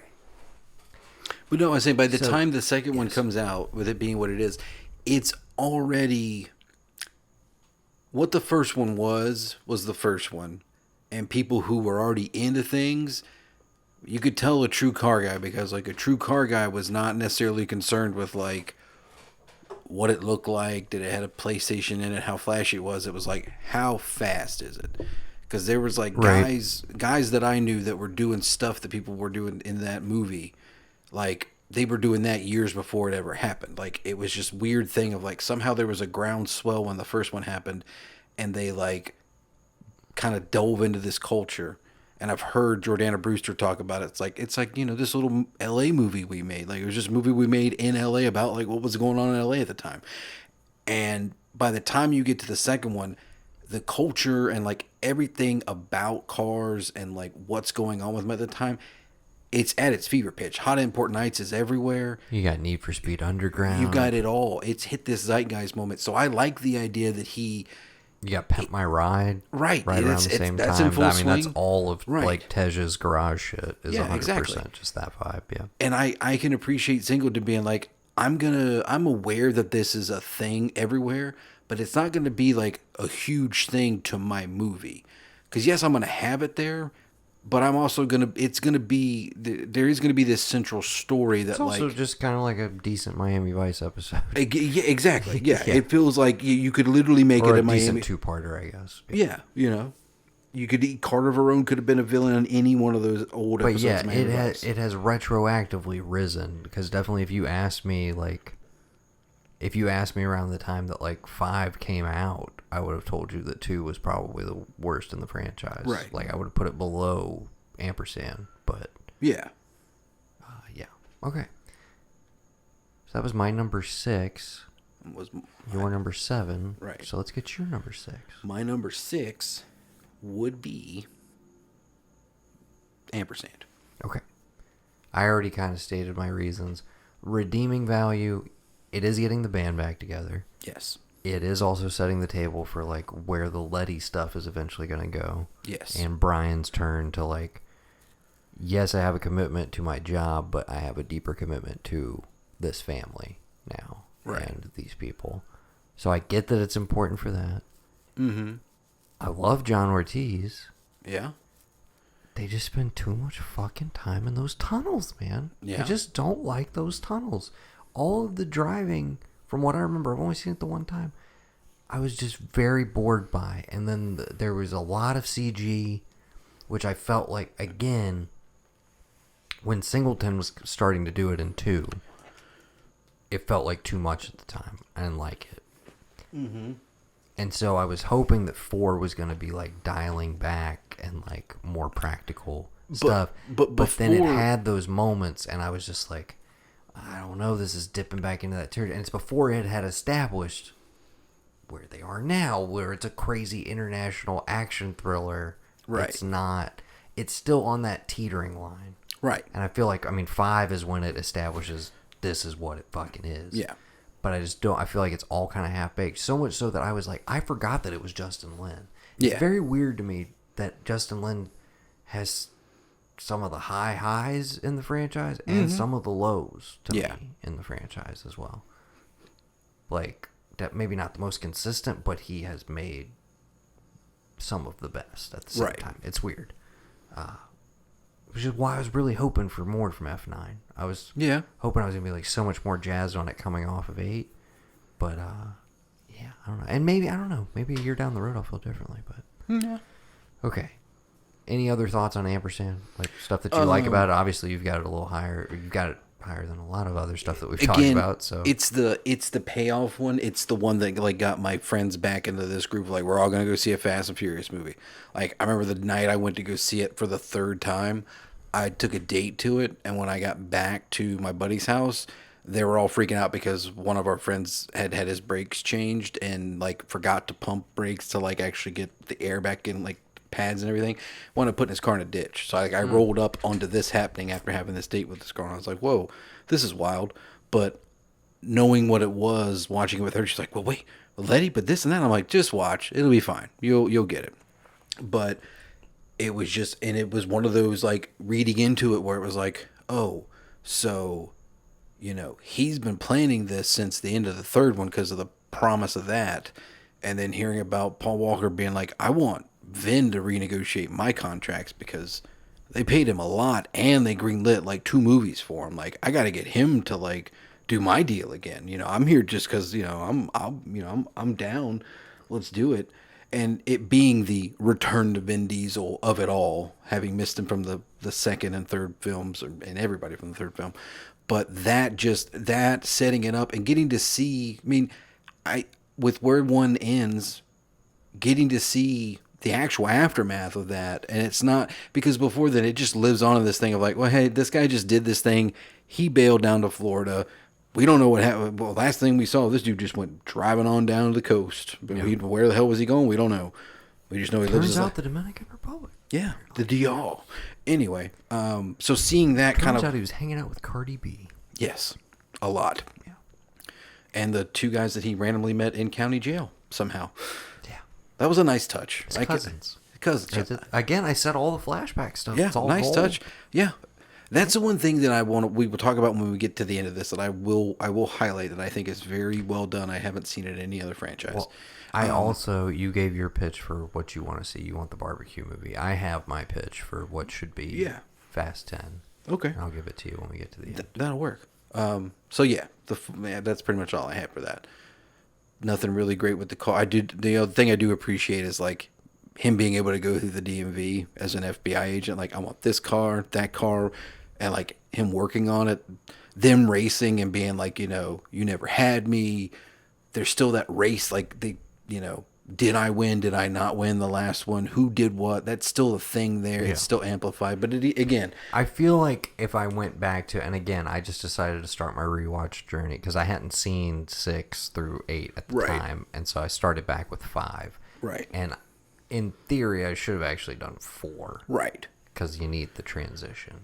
But right, because it takes that whole like, oh hey, so yeah, Brian, I have it at the bottom of my list, but with Yeah. the caveat that if I watched it, it would probably easily Right. jump up over Hobbs and Shaw. because it on would, my list, I would say. it finally shows him that it's like it doesn't matter. Like this guy did do the right thing. He helped you bring down a cartel, and you are Right. still gonna put him in jail for stealing VCR DVD combos. Yeah, man. He's still gonna go to jail for He's that. got to pay, dude. He's got to pay, and the fact that he was Hey, willing to do that. Don't do the crime if you can't do the time. Yeah, Okay.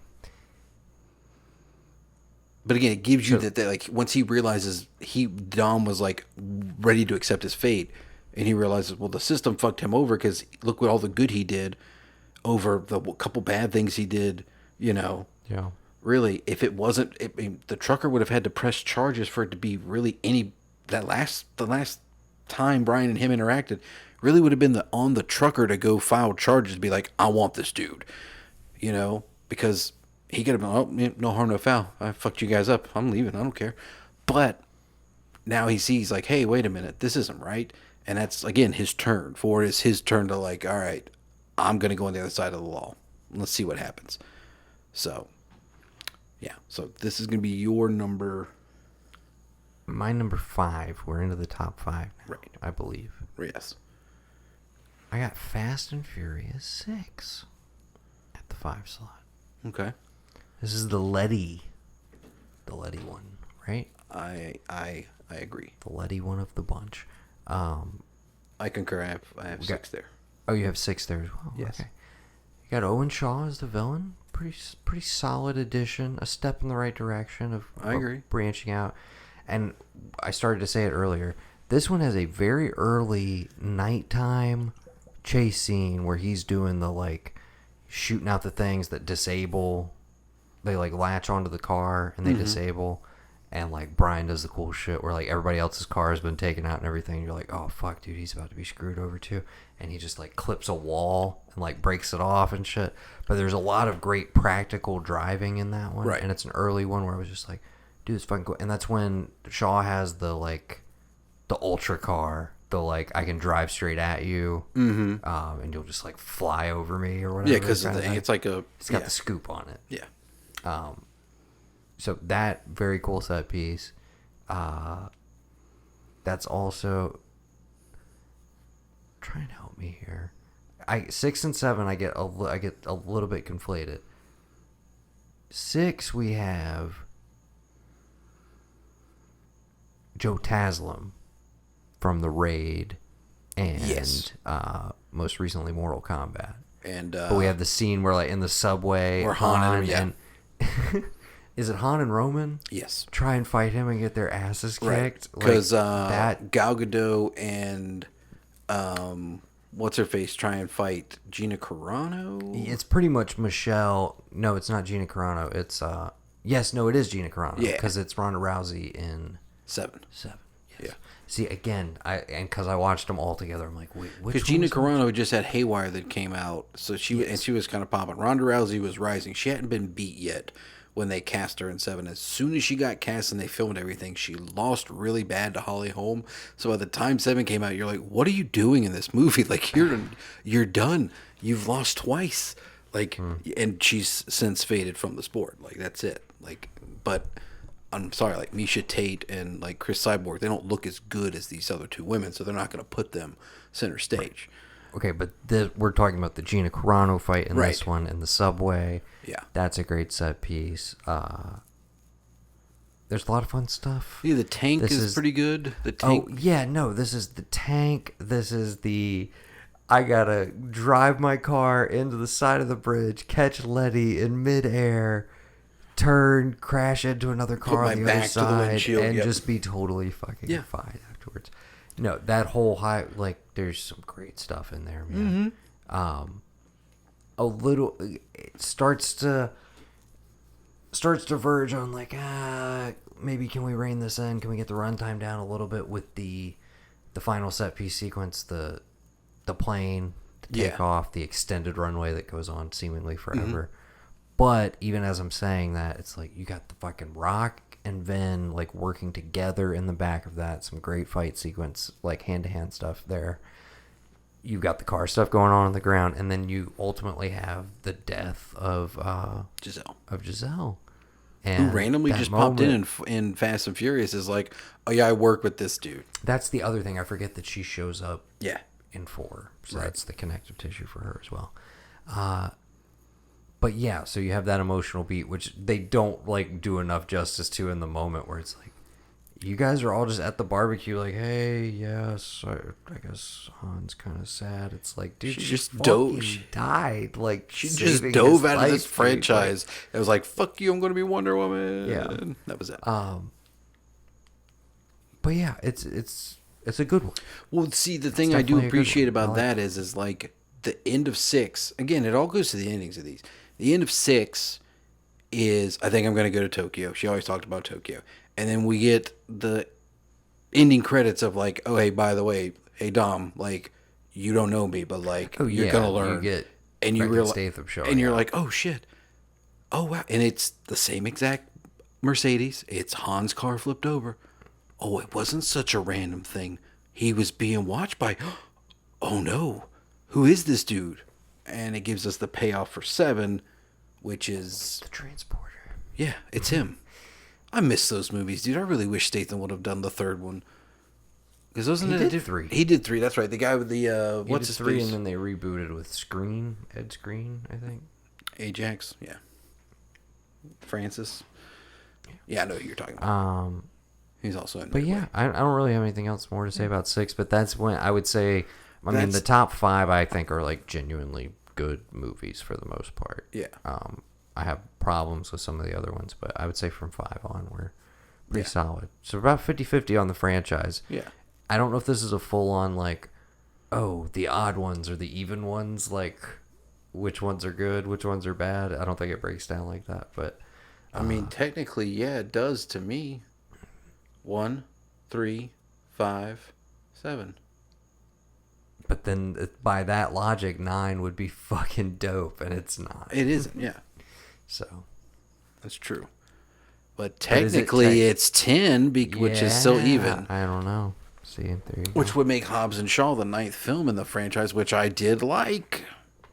It's true. So it's Okay. definitely odds for me. All right. We're on to 4. 4. 4 for me is going to be 7. Okay. Interesting. Yeah.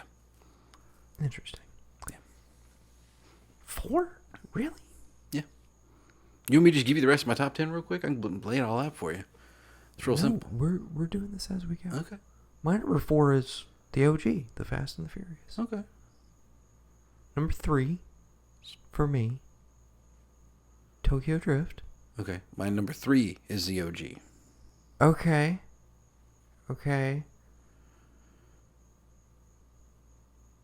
So we're talking about the original. Sorry. Yeah. Okay, Yeah. that's where we're at this Yeah. point. Okay. Yeah. I mean, it started it all. It did. It was a DVD classic. This was in the early Yes. days of DVD for me. For me having a DVD player in my room, which I believe was just probably my PlayStation 2. Probably. I was obsessed, dude. I don't know Yeah. what it was. It captured my imagination. I had definitely seen Point Break, but like not enough in my brain to like make the connection of like, oh, this is fucking Point Break with cars, and that's why you like it, and that's why you're enjoying it, like because it has a baseline plot that you like to follow. But the whole like this is a subculture I've never seen. I was never like a huge car kid, but I did like the look of them, like the style of them. Right. So that was immediately attractive. The whole vibe between the two of them, something about it, dude. It was just magic. And of course, I'm sitting there, I'm like, oh, who's this Georgiana Brewster? Who's Oh, Michelle God, Rodriguez? yes. Like all of that. So yeah, I mean, yeah, it set the stage. It's again crazy to look back on it, considering where the franchise ultimately goes. I also think in retrospect, it's one of the more. It has some solid sequences in it, but it's one of the more poorly directed of any of the franchise. But that's just Rob Cohen for you. That's just Rob Cohen. That's true. So, yeah, your thoughts? Anything you want It is one of the most endlessly quotable things amongst my group of friends. Anytime we were hanging out, anytime we were ready to go anywhere, it was always, "Hey, there's a 187 in Glendale. Cops are all over it. Let's race." Shit like that. Again, I knew people who, like I've said, I knew people who were like doing the things that like were in the zeitgeist after this came out with like, let's swap a motor in like Need for Right. Speed Underground, and they're doing, hey, well, we got the Super, but it's like we got to fix it up and all like all that. I knew people who were doing that like before the movie came out, and so there's always this group of people who are like, yeah, okay, like I guess that's street racing. I guess that's like Hollywood's version of street racing. And then there was guys who I knew who were like, MTV True Life did a thing about like I'm a street racer, and there was like people who literally like they were spending their paychecks on a part to put in their car to then go take out and run and try and race, and it. I don't know how much of it, because I mean, I'm not lived in LA. I'm not from LA. I have no reference whatsoever. I don't know how much of it is like, oh, this was like an LA movie for like the time. This is what the scene was, and this is a response to that, or if it is so much as like somebody's like, it'd be funny and pretty cool to try and do. Well, we just did Point Break, but we made it with cars. I think it was here's a zeitgeisty thing that's a subculture that people are becoming aware of or writing about. Right. And, okay, how do we graft a narrative onto it? Okay, well, if street racing is illegal, Right. then why don't we make it a cop movie, a crime movie? Right. And that's as far as it took them. And then they were like, okay, so what crime thrillers are good? Maybe something where we have people on both sides. Maybe Point Break. Oh, Yeah. okay. Yeah, let's just do let's that. just do Point Break with that. Yeah. But even in that, it does have this like there's a lot of There's a little bit of a richer texture to the friend and the family group than there is Right. in Point Break. You don't really get to know James LeGros and the boys in Point Break, like, at all. But or you can argue all you need to know there's by the football scene. characters. Yeah. Yes, you have the Vince character who does pop back up in 5 for a little bit, but you have the Vince character who essentially is like you could look at it as like the scorned lover, because he was Dom's guy. Like, he was my right hand. Like, oh, I've known you since the 3rd grade, and he kind of gets pushed out by Brian, as well as like I kind of got a thing for Dom's little sister. Well, she's kind of pushing me to the side for this new guy, So there's that level of it there. There's a whole, I don't know what, maybe this is just a giant study on like fatherless males, but it just seems like there's something there with none of these men having fathers. Yeah. That is just like, I don't know if it's a cautionary tale. I don't know what it is, but it just seems like there's some sort of odd masculinity that comes from your father either not being around in the case of Brian's, dead in the case of Dom's, or locked up in the case of Jesse and probably half the other guys. Like, who knows what. The one thing I do love about going back to the first one is if you look at like the cars the crew is driving, they're so much nicer and more badass than like the Anything that they than drive the Eclipse. nowadays. It's fucking Vince or Leon, one of the two, is driving a fucking R32 Skyline. You don't think about that. When you watch it now, you're like, that's the fucking dopest car there. That's what everybody wants. Mm-hmm. Why do you think he went and got one in the second movie? Because fucking Skylines are awesome. As people say, it's the coolest car on the internet because, it is what it is. But that leads me, we're in agreement. This is my 4. You said... The original? No, was your 4. Yes. And that was my number... I don't know. So we've lost track. Perfect synergy, You've lost track. You're supposed to have your list. I have mine right in front of me. Well, I have my top 3 all picked out. Okay. Yeah. Well, now we're into the top 3. Okay, so so maybe you'll figure it out. Okay. My number 3 was Tokyo Drift.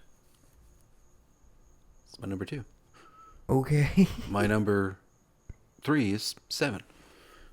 Okay, which is my number 2. Okay. So let's talk about that. Talk about 7. Yeah. Okay. And then we talk about Tokyo Drift. And we talk about the consensus number 1. Unless there's another movie that I don't know exactly. about. Yeah. Synergy. Okay. Tokyo Drift. You want to talk 7. Tokyo Drift? Let's do that first. Okay. Then we can talk 7. I don't know if I'm ready to I talk had 7. pretty much... I had checked out on the franchise. Right. I knew this was coming out. Made no effort to see it initially. Didn't even catch up on it until like months down the road after it had come out. Mm-hmm. And I was like, dude, this is really good. Mm-hmm. I was like, they could definitely make some more of these where it's like, it doesn't necessarily have to be 100% centered around just the street racing aspect, but it could be different characters who are all drawn to this lifestyle or, just racing in general. Yeah. I was like, and it's also kind of the Karate Kid with cars. It's kind of airborne with cars instead of roller skates. And I like that. And it's Japan. And I did not make this connection until after probably around the time 4 was coming out. But like, I had seen Better Luck Tomorrow, Justin Lin's first movie. Yeah. Loved it, owned it on DVD, but had no idea that he was directing a Fast and Furious movie. Right. Which totally would have made me see Tokyo Drift way earlier. But when I did catch up to it, it's great, dude. I've always loved Lucas Black. Yes. To the point where I'm like, I don't know if it's a matter of them not asking him or they want to keep him more in the background. It's like they found a slot for him in 9, but to me, this may sound like sacrilege. In 8, fuck Scott Eastwood. No, that should have been Lucas Black. Yes. If you're gonna bring in anybody to try and recapture, I got mad. Yeah, no, trust me, I got energy, mad at that. You do fucking Lucas Black, dude. Such a missed opportunity. And now they have shifted him off into this, like, I love him and Bow Wow and the other kid, like, hanging out, working on stuff, tinkering. They're kind of like, 3 Qs put together or something. Yeah. I like that. That's a cool dynamic. But you can't, like, retcon that character again. You had the opportunity, to me, to mold him into... Because he's supposed to still be younger. I get that. Right. With the timeline shift and everything. But if you bring him in 8, you start to build, like, okay, maybe I could see him as a Brian. And then by the time you get to 9, you could still have him in there. And now you're bringing in Cena truly as your Rock-type persona. And now you've rebuilt the family completely. Right. What were they thinking? Well, I think I think a big part of that for 8 was that he was already probably contractually in for CSI New Orleans. Or no, NCIS New Orleans. And I think that show's done now. I think they've finished, like, it's been put to bed. So I don't know if maybe that had something to do with why he couldn't get out of... Because I feel like that... I don't know. Somebody can let us know. Maybe they did broach that route, but it was like, well, we can't get him because of the TV show, and let's just do something different. They just didn't want to... They didn't want to try and work around it. Who knows? But yeah, he is the draw for me. Again, you do have Zachary Ty Douche Bryant in the opening with the Viper. But again, fish out of water...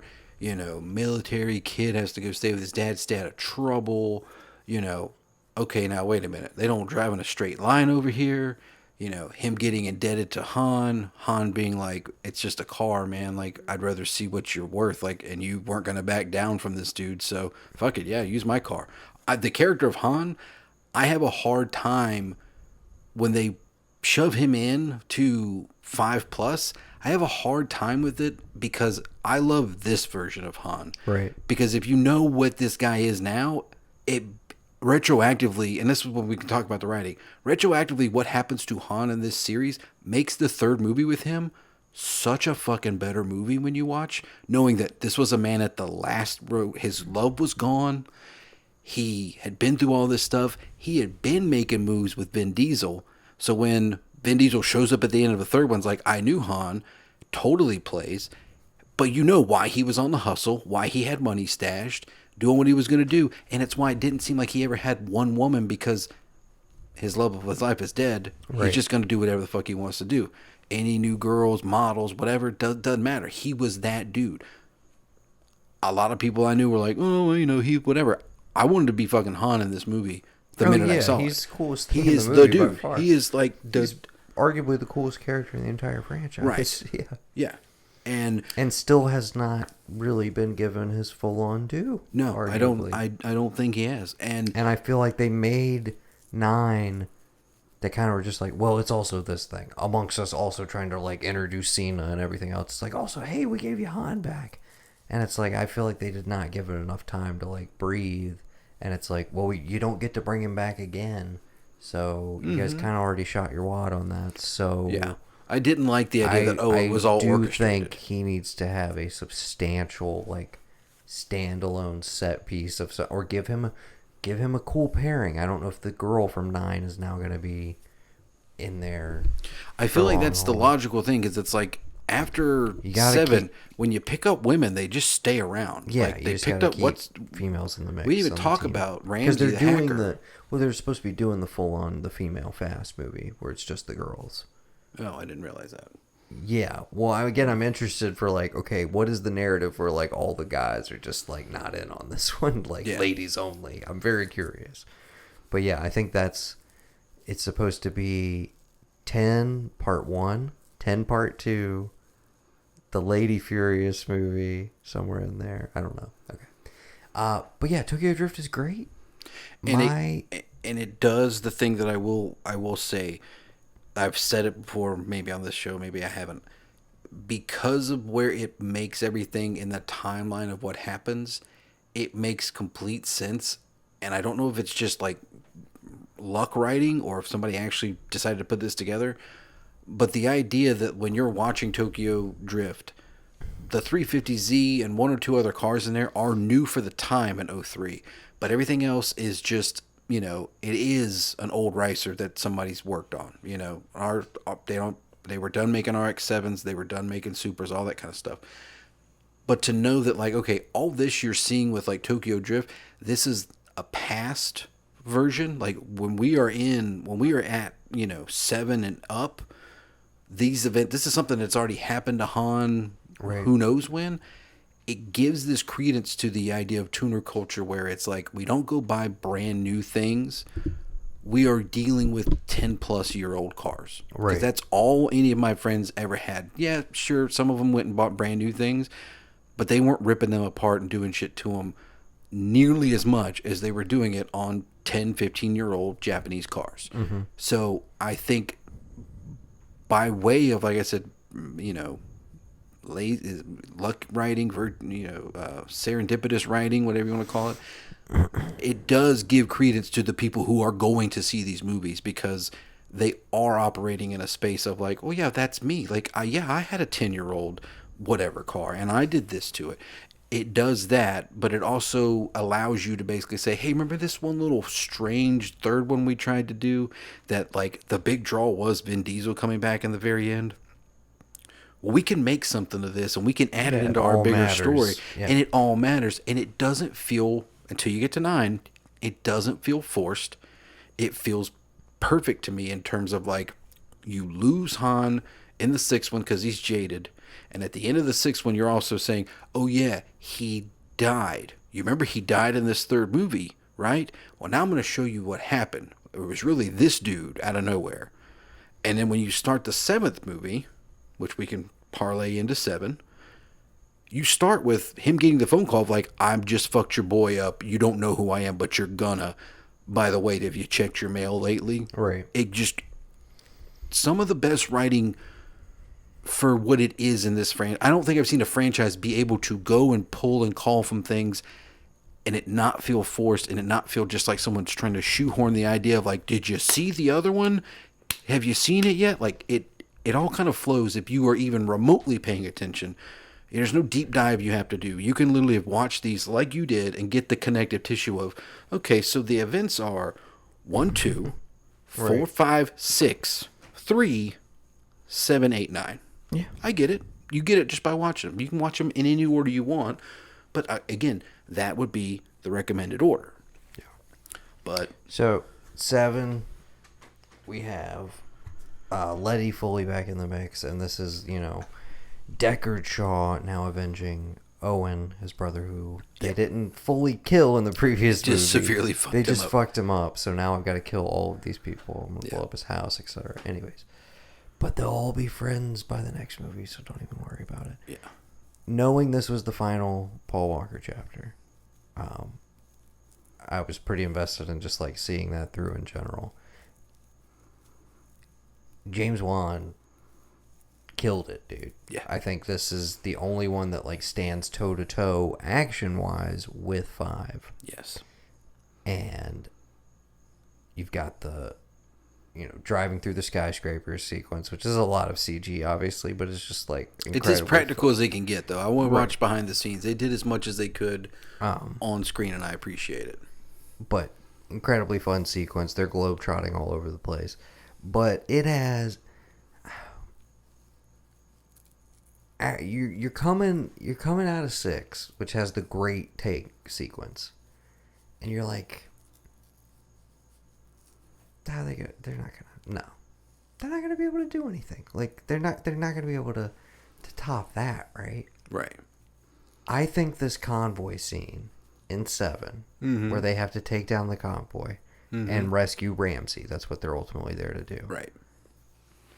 Is up there for like best set pieces in the entire franchise. Oh yeah, I agree. So many great elements to it.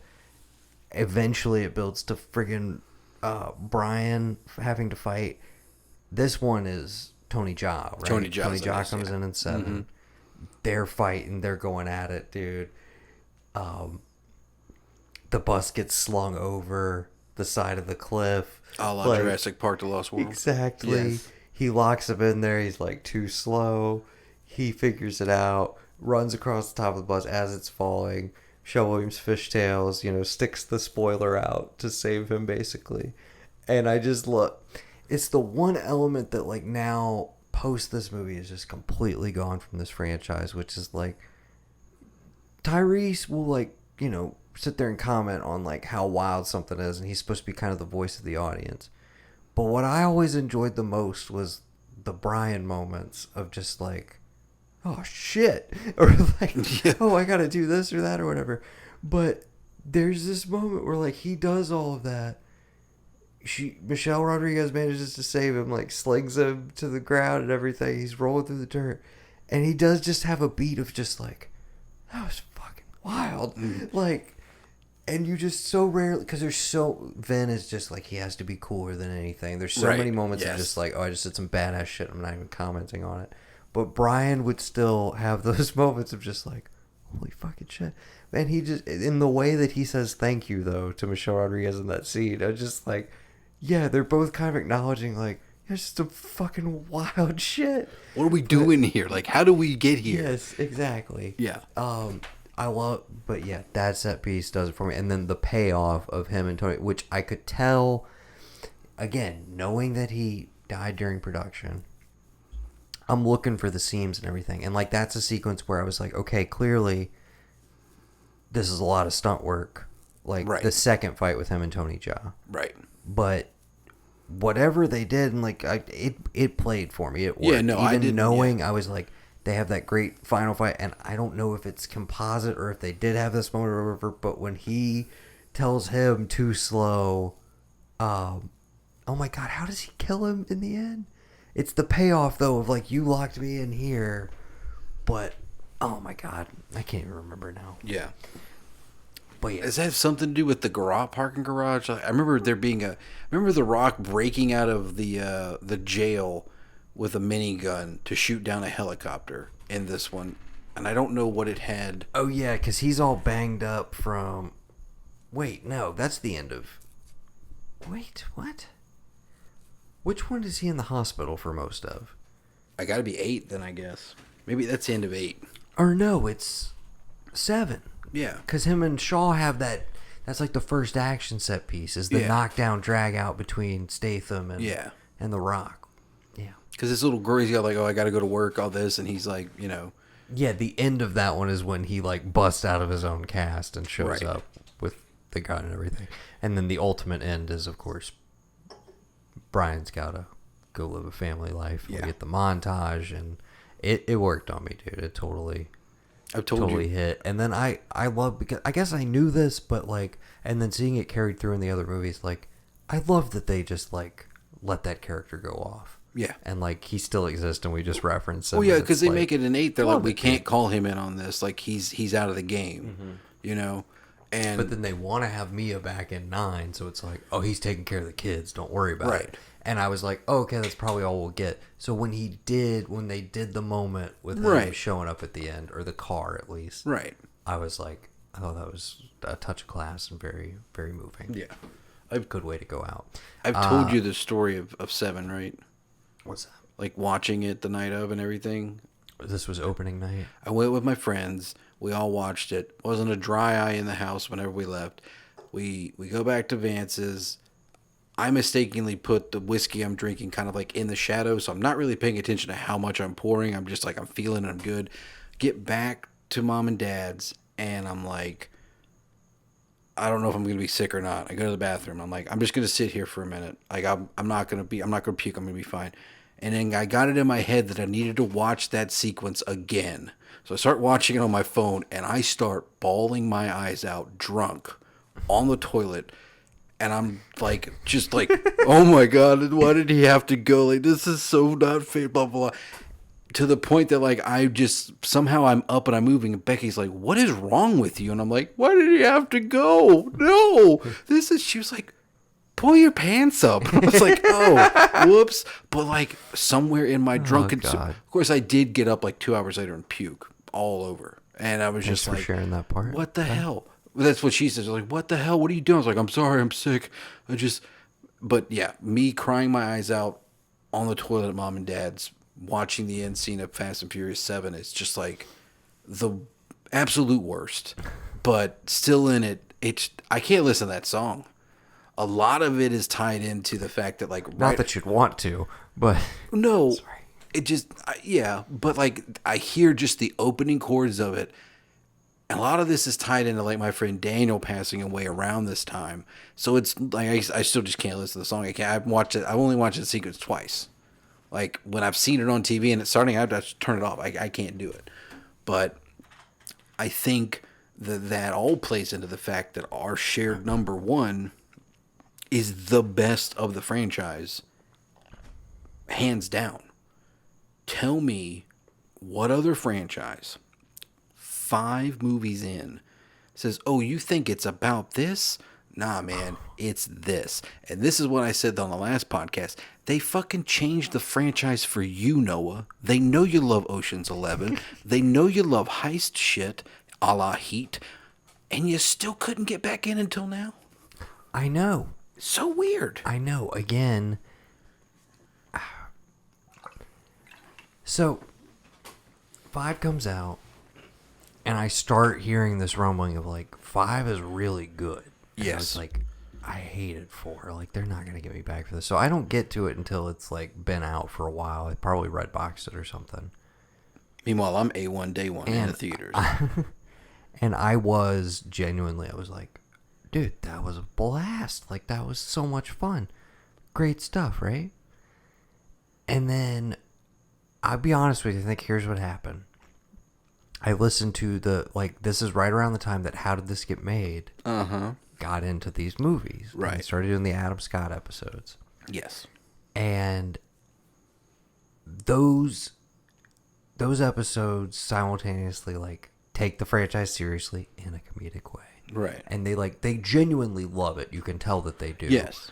But they highlight some of the ridiculous nature of the franchise. Which I will argue is only there just a tad bit in the 5th one. That's what I'm getting at. Yeah. I think, even as much as I loved 5 watching it, I let, like, that experience and some of the other reaction I was starting to see to the franchise color a little bit of my response, where it's like, okay, well, this is maybe more of now a guilty pleasure. And I remember hearing, like, about 6 and, like, the airplane chase and, like, all, or basically the final set piece and, like, some of the other elements of it. that people were just like, oh god, you know, it's bloated and it's over the top and it's crazy, but it was so much fun and wow, blah blah blah. And I think I started to just assume like, okay, I can kind of skip the actual meat and potatoes of watching these movies. I'm just gonna kind of watch the discourse around them. I'm gonna listen to these episodes and like, I'm good, you know. And so I never even gave 6 a shot. 7, he passes away, but I remember feeling like, okay, this like, I remember hearing the stories about like, oh yeah, they had to like reshoot a bunch of stuff with his brother, and there was some like CGI compositing and stuff, and I was like, oh okay, well this is probably gonna feel weird and like this weird mishmash. But then I heard like a really positive reaction to it. Still never really caught up with it. And then Fate, a lot of people were down on. Yeah. A lot of people were pissed off because fucking Scott Eastwood. Exactly. Scott Eastwood comes in there and starts stinking up the joint. Yeah. So there was nothing. 7 would have been the thing to like, hey, I need to catch up on this. But I had heard like kind of mixed things about 6. Like, oh, it was good, but it was not as good as 5. And I was thinking like, oh, okay, so we're not really on the upward trend. Maybe this is closer to like 4, not knowing that like 6 is actually pretty damn good. Yeah. So yeah, when I went back in this recent binge, like 5, I rewatched. I'm like, dude, action masterpiece, one of the best action movies of the last decade. Oh yeah, great stuff.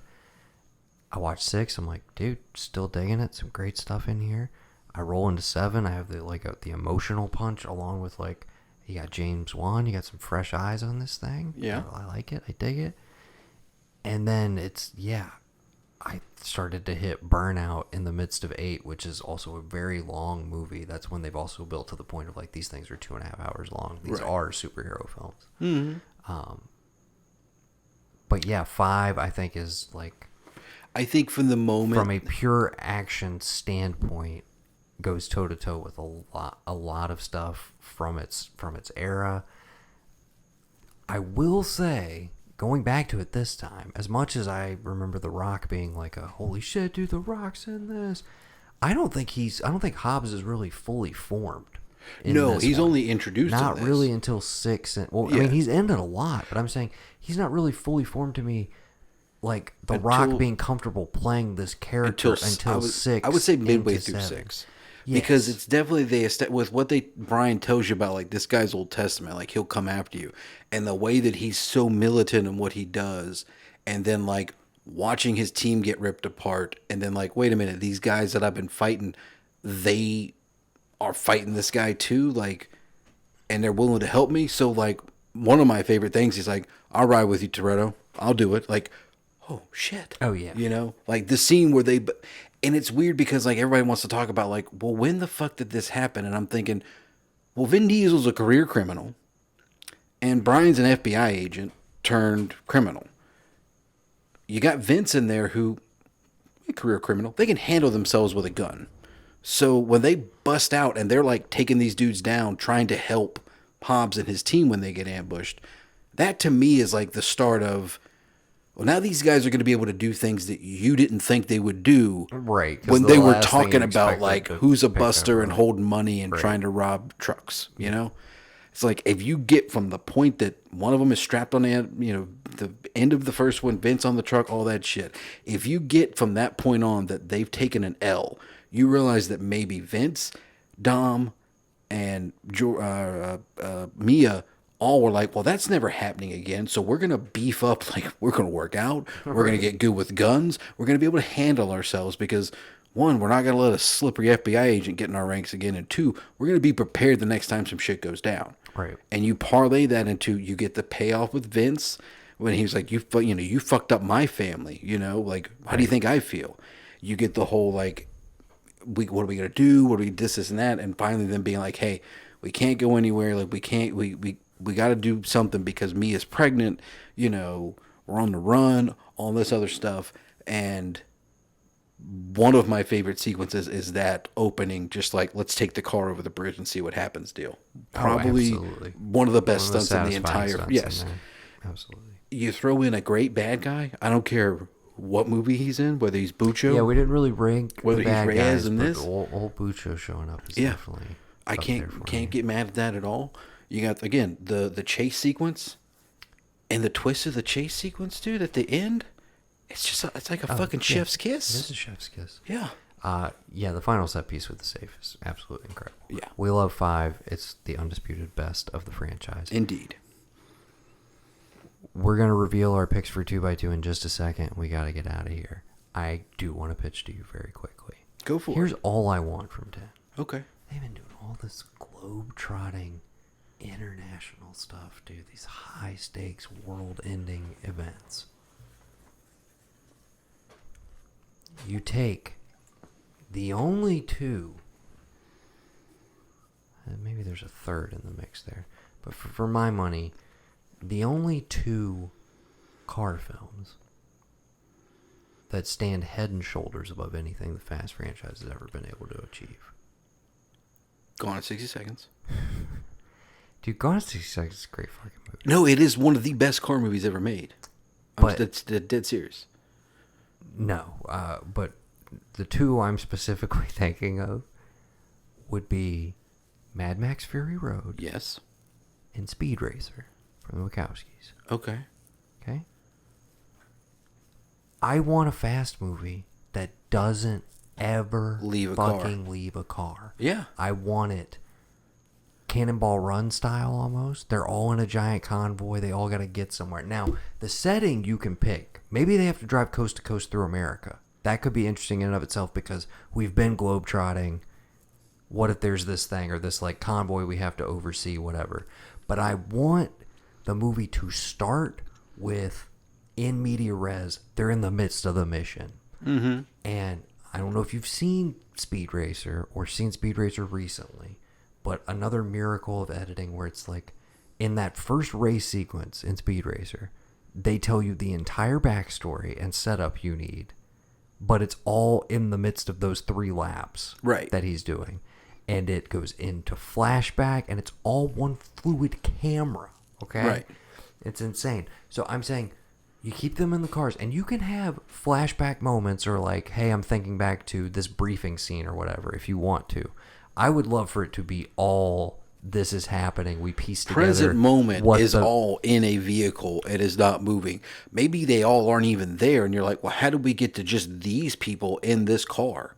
Yes. What are we doing? Are they going to join? Are they dead? But we have no idea. I want one set mission, not a bunch of little, we got to go to do this thing, to do this thing. I want the whole movie to be a set piece. They already have sequences in these movies where they talk to each other through the cars, either through walkie-talkies or sometimes just straight up just are talking to each other even when the windshields are up and stuff. They already do so much of that I really think, like, do we need any of the downtime? It's the exact opposite of what you're talking about. Where it's like, give me the barbecue thing. I'm like, give me the sustained action, and I don't need it for 2.5 hours. Give me an hour and 40-minute breakneck. All like the whole movie is a set piece movie, and I think that's a direction to go that doesn't have to be bigger and bigger in spectacle and like how much crazy shit can we do, how much more CG can we throw on top of shit, do we need to now put multiple cars in space. It takes it back down to a ground level of like practical stunts, and you can have all the crazy like military like ordnance and shit of people that are attacking them. Like you can have crazy armored vehicles and all that shit if you want to, but I want a whole movie that is a chase, basically. Yeah, no, and I think that would be such an awesome way to do 10, which could have been your final chapter, but they've already said it's 10 part 1 and part 2. So, and it's going to be some ridiculous, crazy, world-ending shit once again. And I know I'm going to go see it. That's the other thing too. I would love for them to dial it back to that. And I'm right there too. I'm not checked out after 9. I'll go see Hobbs and Shaw 2 or the female Fast and Furious movie. Like, I'm reinvested to the franchise and to a level now that I just simply because I did go and watch the midsection of them, and I have an ironic and also a legitimate appreciation for what they are. Right. So that's where I'm at with it. 5 is unequivocally the best. We can both agree on that. Okay. Real quick, you will be able to go vote on this on Instagram after this episode is posted. But we have a 2x2 retro review that is due for July, and we wanted to make it's hot. It's getting hot, so we wanted to keep things extra steamy, and we're doing some erotic thrillers. So you've helped us in the past on our Super Mario Brothers Michael Clayton episode. Yes. We're each going to give you 4, and you're going to pick your favorite from each of us. Mm-hmm. And then those 2 movies are going to go, not head to head, but they're going to be discussed in the same episode. And that'll be our July 2x2. So, real quick, Gavin, your 4 suggestions. Do you have them in front of you, or you need me to pull up that text? Did I say Wild Things? You did say Wild Things. Bound. Body Heat. Yes. And Bruce Willis. Oh, Color of Night. Yes. So again, that's Wild Things, Color of Night, Bound, speaking of the Wachowskis, and Body Heat, speaking of steamy. I'm really hoping it's either Color of Night or Wild Things. I won't accept anything less. Okay, so that's what Gavin would like for you to pick, but those are his 4 to pick from. I'm not going to tip my hat any particular direction. Here are my 4. The Last Seduction. Okay. Eyes Wide Shut. Ooh. We've never talked about a Kubrick movie together. I don't think I've watched that all the way through ever either. You guys could force Gavin to do that. Body Double. We could go back to Palma. Ooh. We could do it. I thought about Dress to Kill, but no. No. And finally, we could also bring old David Lynch back to the equation, and we could do Mulholland Drive. Okay. I didn't realize that was a sexual thriller. Oh, you betcha. Whoa. It is erotic. Okay. And thrilling. You never saw Blue Velvet? No. It was erotic. It's from Seinfeld. Mommy? I just love when you say that. Like, Mommy. Okay. It's so fucking terrible. Oh, God. Yeah. R.I.P. Dennis Hopper. Okay. Is that it? Are we That's done? it. Yeah. Make sure you go vote. Give Fast and Furious 9 another chance. Oh, yes. Go vote on the poll I just gave you. I was like, dude, is there an election coming up? No, yes. We're electing which movies we're going to pick, man. We are. You go to Instagram. I need you people to get out and vote. And we are at the ARK of E network. If you're not already following us, please do so there. You can also email us if you want to with your picks. If you're a little more old school, if you're not up with the whole social media game, you can email us thearkofe@gmail.com. And and check out our Patreon. It's patreon.com/thearkofe. Thank you to all of our current subscribers. You help keep the show going. And we'll probably have some bonus content up for you coming in October. Definitely. And I will be making a new tier at some point because we have been kicking around the idea of doing our first ever commentary, which would definitely be at a new tier level where eventually you could just go drop like, hey, I want to drop like $5 for the month and be able to listen to like hours and hours of film commentaries from these guys. That's the idea anyways. So more on that later. But for now, I have been Noah. And I have been Gavin. And we've been the Blanchard Brothers. And you've been listening to what we've been watching. And we'd like you to remember, it's all about family. It's all about living your life a quarter mile at a time, Noah. Probably the best line of Fate of the Furious. Dom, you once said, you live your life a quarter mile at a time. What if you could live your life like that all of the time? I'm like, Charlize, what the fuck does that even mean? Bro, hang on. Cypher? We didn't even... Who are you? What are you? Who are you? Joey Pats from The Matrix? What are you... Can I just say, her fucking haircut. You know what she is? Ooh. She's Angelina Jolie from Hackers. That's what she is. That's like what she would go on to be. She's acid burn. She would go on to be Cypher. Yes, that 100%. Yep, that's it. She is Kate Libby. Oh, dude, if they just said her real name was Kate Libby, I would fucking... Best writers in history. You mark my words, we'll see Johnny Lee Miller in this next picture in part 1. What if... Oh, man. They got to go get Crash Override. And they got to get Lord Nikon. And Joey. Joey. And Joey. Yeah. And, of course, serial killer. The great Matthew Lillard. Dude, Matthew Lillard would knock a Fast and Furious cameo out of the fucking park. Are you kidding me? Have you seen him in all the shit he's been in lately? You know what? In fact, I want you to imagine Hobbs and Shaw and remove Ryan Reynolds, because you know who it's occurring to me had the smart ass, high energy, I'm above all this shtick before Ryan Reynolds? Matthew Lillard kind of pioneered it. I get behind that. Put him in that same role. Maybe it's higher on our list. Until next time, we're done. I'm stopping the recording. Okay, good. We're hitting the brakes.